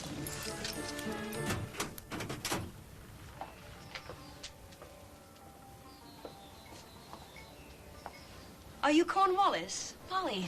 Cornwallis is my last name. I thought I went better with costume. Cornwallis costume. May I see that ring there? Oh, sure. All my stuff is guaranteed costume quality jewelry. Very nice. Thank you. What about that necklace there? Oh, that was worn by Rita Hayworth in Rain. Oh. Oh, yes. Beautiful, isn't it? Yes. Do you have a restroom? Sure. It's right back there. What about that piece there? That's, just decoration. It's junk. But I like it. How much? I'm sorry, it's not for sale. Everything's for sale. Name a price. I really am sorry. It's my boyfriend's. He's just letting me use it for window decorations, but he was very definite. He wants it back. Oh. Do you mind if I just look at it?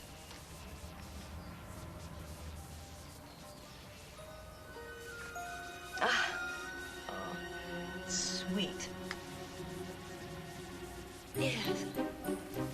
It's lovely. Too bad. I know just what I would have done with it.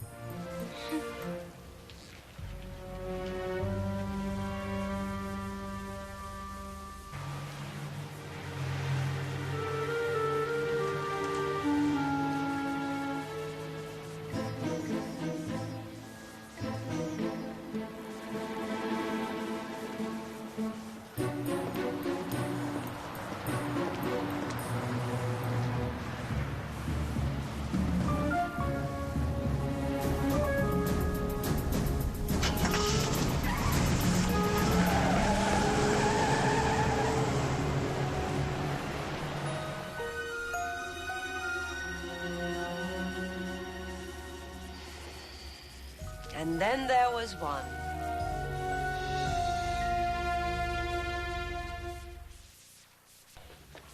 My boyfriend said the diamond was worth thousands of dollars and that this woman he knew had killed somebody to get it.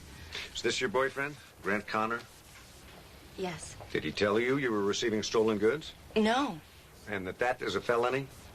I don't know anything about that. He just gave it to me to hold for him for a couple of days. That's all. Look, if it really was stolen, why would he have me place it here, right where anybody could see it? Edgar Allan Poe, the Purloined Letter. What? The origin of hide in plain sight. Dr. Sloan, pretty lady give me $5 and this address. Said to tell you that the man you want, this is where he's at.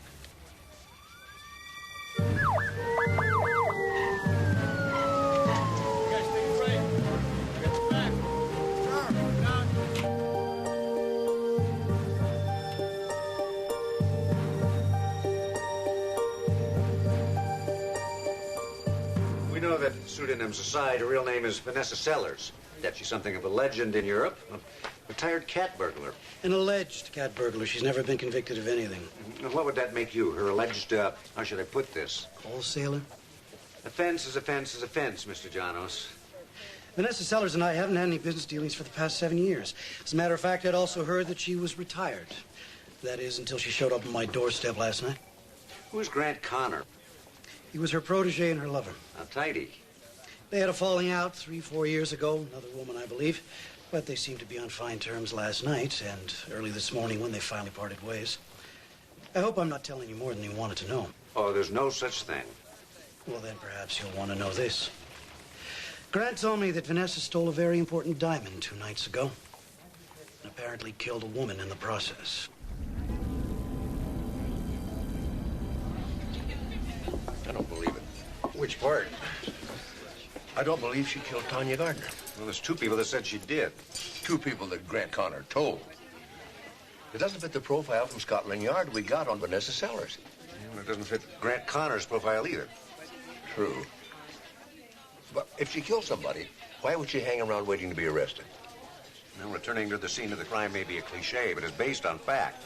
Criminals have been known to work themselves into the investigation of the very crime they committed. There is another reason she might have tried to get in on the investigation. The 7th diamond's going to be auctioned off in 2 more days. And who better to lead her right to it than you? Yeah, but that'd be foolish of her. She's got to know we're going to be guarding that diamond more closely than ever. Foolish or incredibly daring. And that does fit Vanessa Sellers' profile. I think I just lost my appetite. Hi, I'm Jesse Travis. Yes? Oh, I donated a violin. Hi, Jesse. Hey, did you get a chance to look at it yet? Which? The violin. It's a Berganzi. Mr. Van Ark has been so busy examining all of these items. It's a copy, isn't it? Oh, yes, the factory-made violin. Yes, the forged signature was quite good, actually. Almost had me fooled. But the incorrect lacquer coating gave it away. So it's worth what? Oh, depending on the sentimental value, of course. There's no sentimental value. 250, 300. $49. Yes. You couldn't even round it up to an even 50? I don't ever round up anything. The value is the value, period. $49. I understand how disappointing it would be to find out something you've cherished is worthless. Believe me, I never cherished it. I kept it in a box, in my college locker, in my closet, so don't worry about it. Listen. Nah, it's fine. I should have known it was a phony, just like everything else my father gave to me. Phony doesn't necessarily mean worthless. There was a rather well-known violin maker in the early part of the 19th century who crafted exquisite copies of famous violins. Yes, well, thank you for that illuminating information. Some count named Rosario Caltabiano. He loved making violins. He handcrafted them lovingly, and then, because he was a nobleman and not supposed to do a labourer's work, he signed other people's names to them and sent them out to be sold. Yes, well, thank you. I believe you left a section over there undusted. Hey, did you know about this Caltabiano guy? Yes, of course. Everyone knows about the Italian Count. Did you check to see if mine was one of his? Well, no. How much would a fake Caltabiano be worth? About 20, 25,000. Thereabouts. I'll look into it.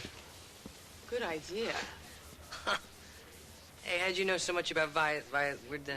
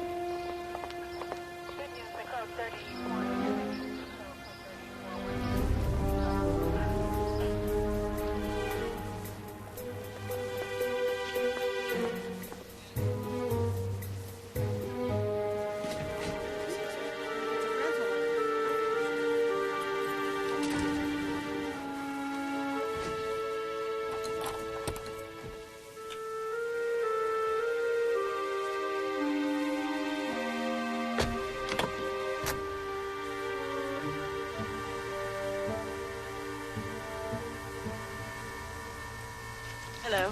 Oh, sorry. Sorry, I didn't mean to scare you. What are you doing here? How did you get in this car? It's a talent I have. I just got a call from Steve. They found a gun in your hotel room, the murder weapon. In the loo? Yes. Every law enforcement agency in this county is out looking for you. Grant Connor set me up. Vanessa. Right from the beginning. Even the alarm that went off. I've never tripped a burglar alarm in my life. I'm going to have to turn you over to the police. I won't let you. I've got a gun. No, you don't. Scotland Yard sent me a copy of your files. You never carry a gun. If you know that, you know I couldn't have killed Tanya Gardner. I admit I'm kind of leaning that way myself, but the police department isn't. At least let me explain my side of this to you. Please. Grant's been telling anybody who would listen that I did it. He's been quite insistent. That's bothered me a little bit, too. So when I left the hotel, I rang up the front desk and asked them to send up a plumber to check my loo. Ask them which plumber they sent up. He'll tell you there was no gun in the loo after I left. Now, how do I know you didn't go there afterwards and stash it in the one place you knew would be alibied? I haven't been back to my room. I'm supposed to take your word for that? It would be nice, but not essential. I have witnesses. I was at the auction house all day. Casing the joint, I think you call it. Ask your friends, Dr. Bentley and Dr. Travis, about the cleaning lady and the violin. Ask them to tell you the story of Count Caltabiano. So you concocted an interesting tale so they wouldn't forget you. It was all true. Every word of it. And so is the fact that I never put a gun in the loo in my hotel room. Now, how could you possibly know in advance where Grant was going to hide that gun? I complained about the heating system. Had them check the air vents. Asked housekeeping to please vacuum the curtains. Under the bed. Behind the dresser. I had a very busy morning. What? Are you going to turn me in?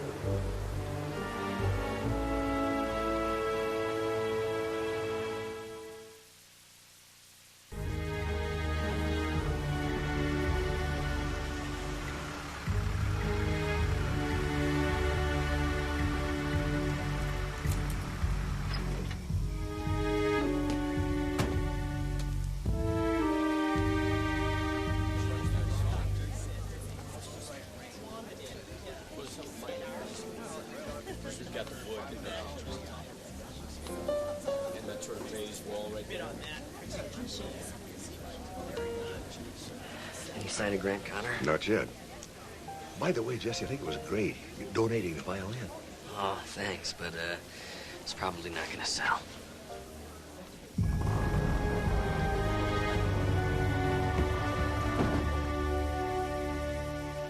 You weren't supposed to be here until tomorrow morning. We got a break with traffic out of Bakersfield. Will they dock you for that? Yeah. Don't want to make the company look too good, huh? You still can take us tonight, can't you? Sure. I can't go anywhere till after the auction anyway. Great, thanks. So, that's a real mummy? For the Egyptian auction next week. Wow. We'll put it in the basement, and I'll unpack it tomorrow. There you go. Thanks a lot. Okay.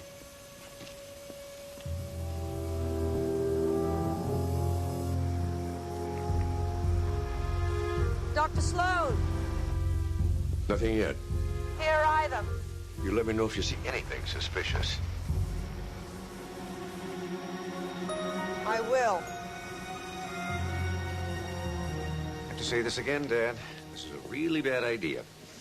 The only way Vanessa can prove she didn't commit that murder is to catch the guy who did. Unless he catches the diamond instead and pulls a disappearing act. I want it up against that wall over there. Watch for the light overhead. That's it. Face south. Yes, spin around. Perfect. Hey, thanks, guys. Good evening, ladies and gentlemen, and welcome to our auction this evening. As you know, all proceeds tonight will benefit the Building Fund for Community General Hospital. Our first item is a stunning copy of a Bergonzi violin crafted by the famous forger, Count Caltabiano.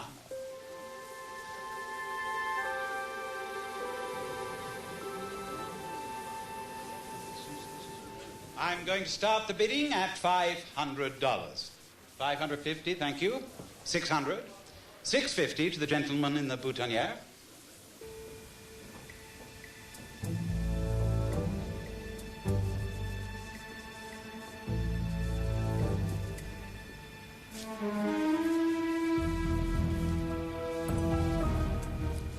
Dad, I think he's here.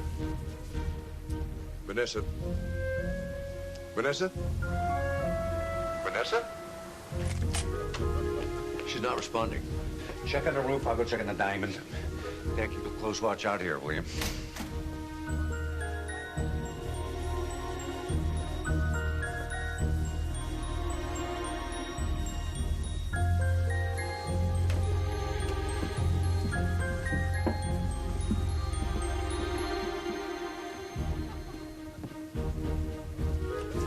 Anything suspicious? Anything at all? No, sir. Everything seems to be just fine.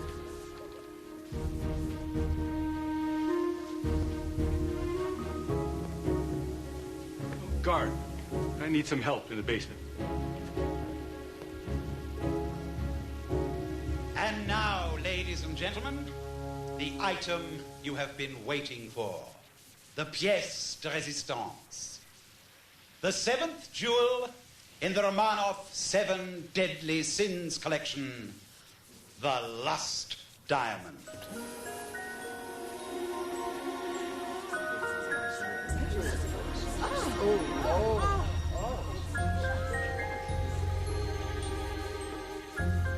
Any sign of Vanessa? No, but she's got to be here. She wouldn't leave. Not without the diamond, anyway. We start the bidding at $300,000. Thank you. Do I hear 325? I gotta log in these items for Monday. I need you to witness it. Company policy.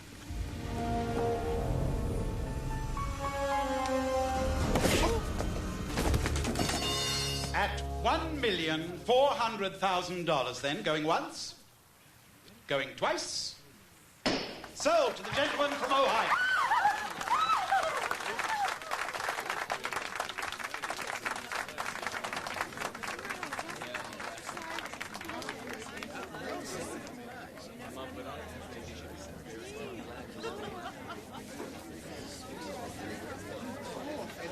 Well, I guess that was all much ado about nothing. The diamond is safe, no last-minute disappearance. Looks that way. I'll feel better about the whole thing when we find Vanessa. Excuse me. I was told you're the gentleman who donated this beautiful instrument for the auction. Yes, yeah. I have a daughter. She's 13, and she's just been accepted to Juilliard. This violin will be her dream come true. Really? Even a copy of a Bergonzi. It's the best $15,000 I ever spent. Thank you for giving it up. You're welcome. Oh, I'm so sorry. Did I hurt you? Let me look at that. Oh. Connor, cover all the exits.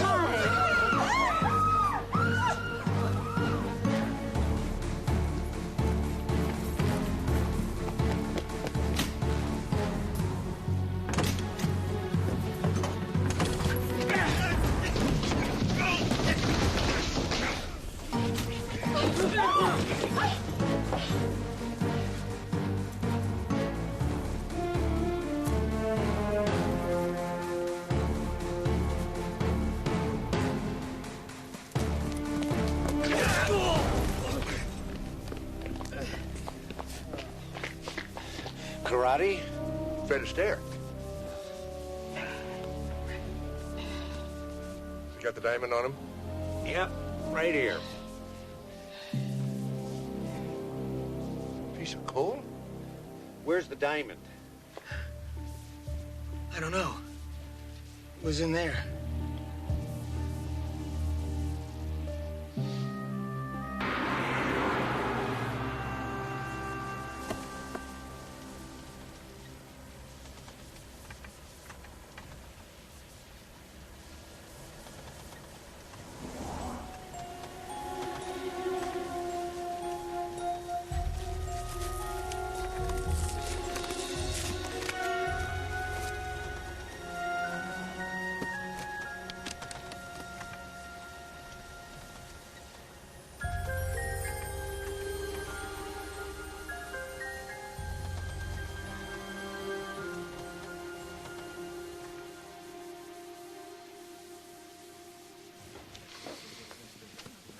Put out an APB on her. Oh, she and the diamond are probably long gone by now. Steve, I'm sorry. I was wrong. Well, it doesn't happen that often. You gonna be all right? Yeah, I'll be fine. And don't worry, Dad. We'll catch her. Yeah.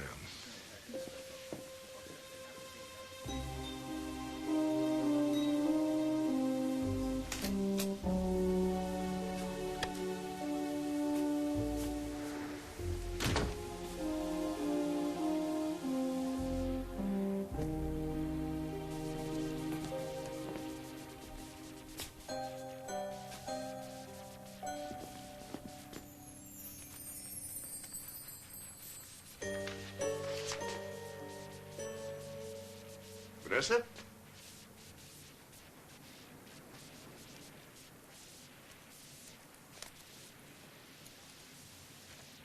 Dear Mark, I couldn't take the diamond.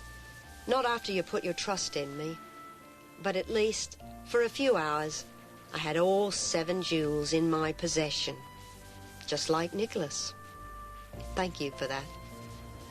By the way, tell Jesse there really was a Count Caltabiano. And this violin was one of his. He should keep it as a memento of his father. Ciao, my friend.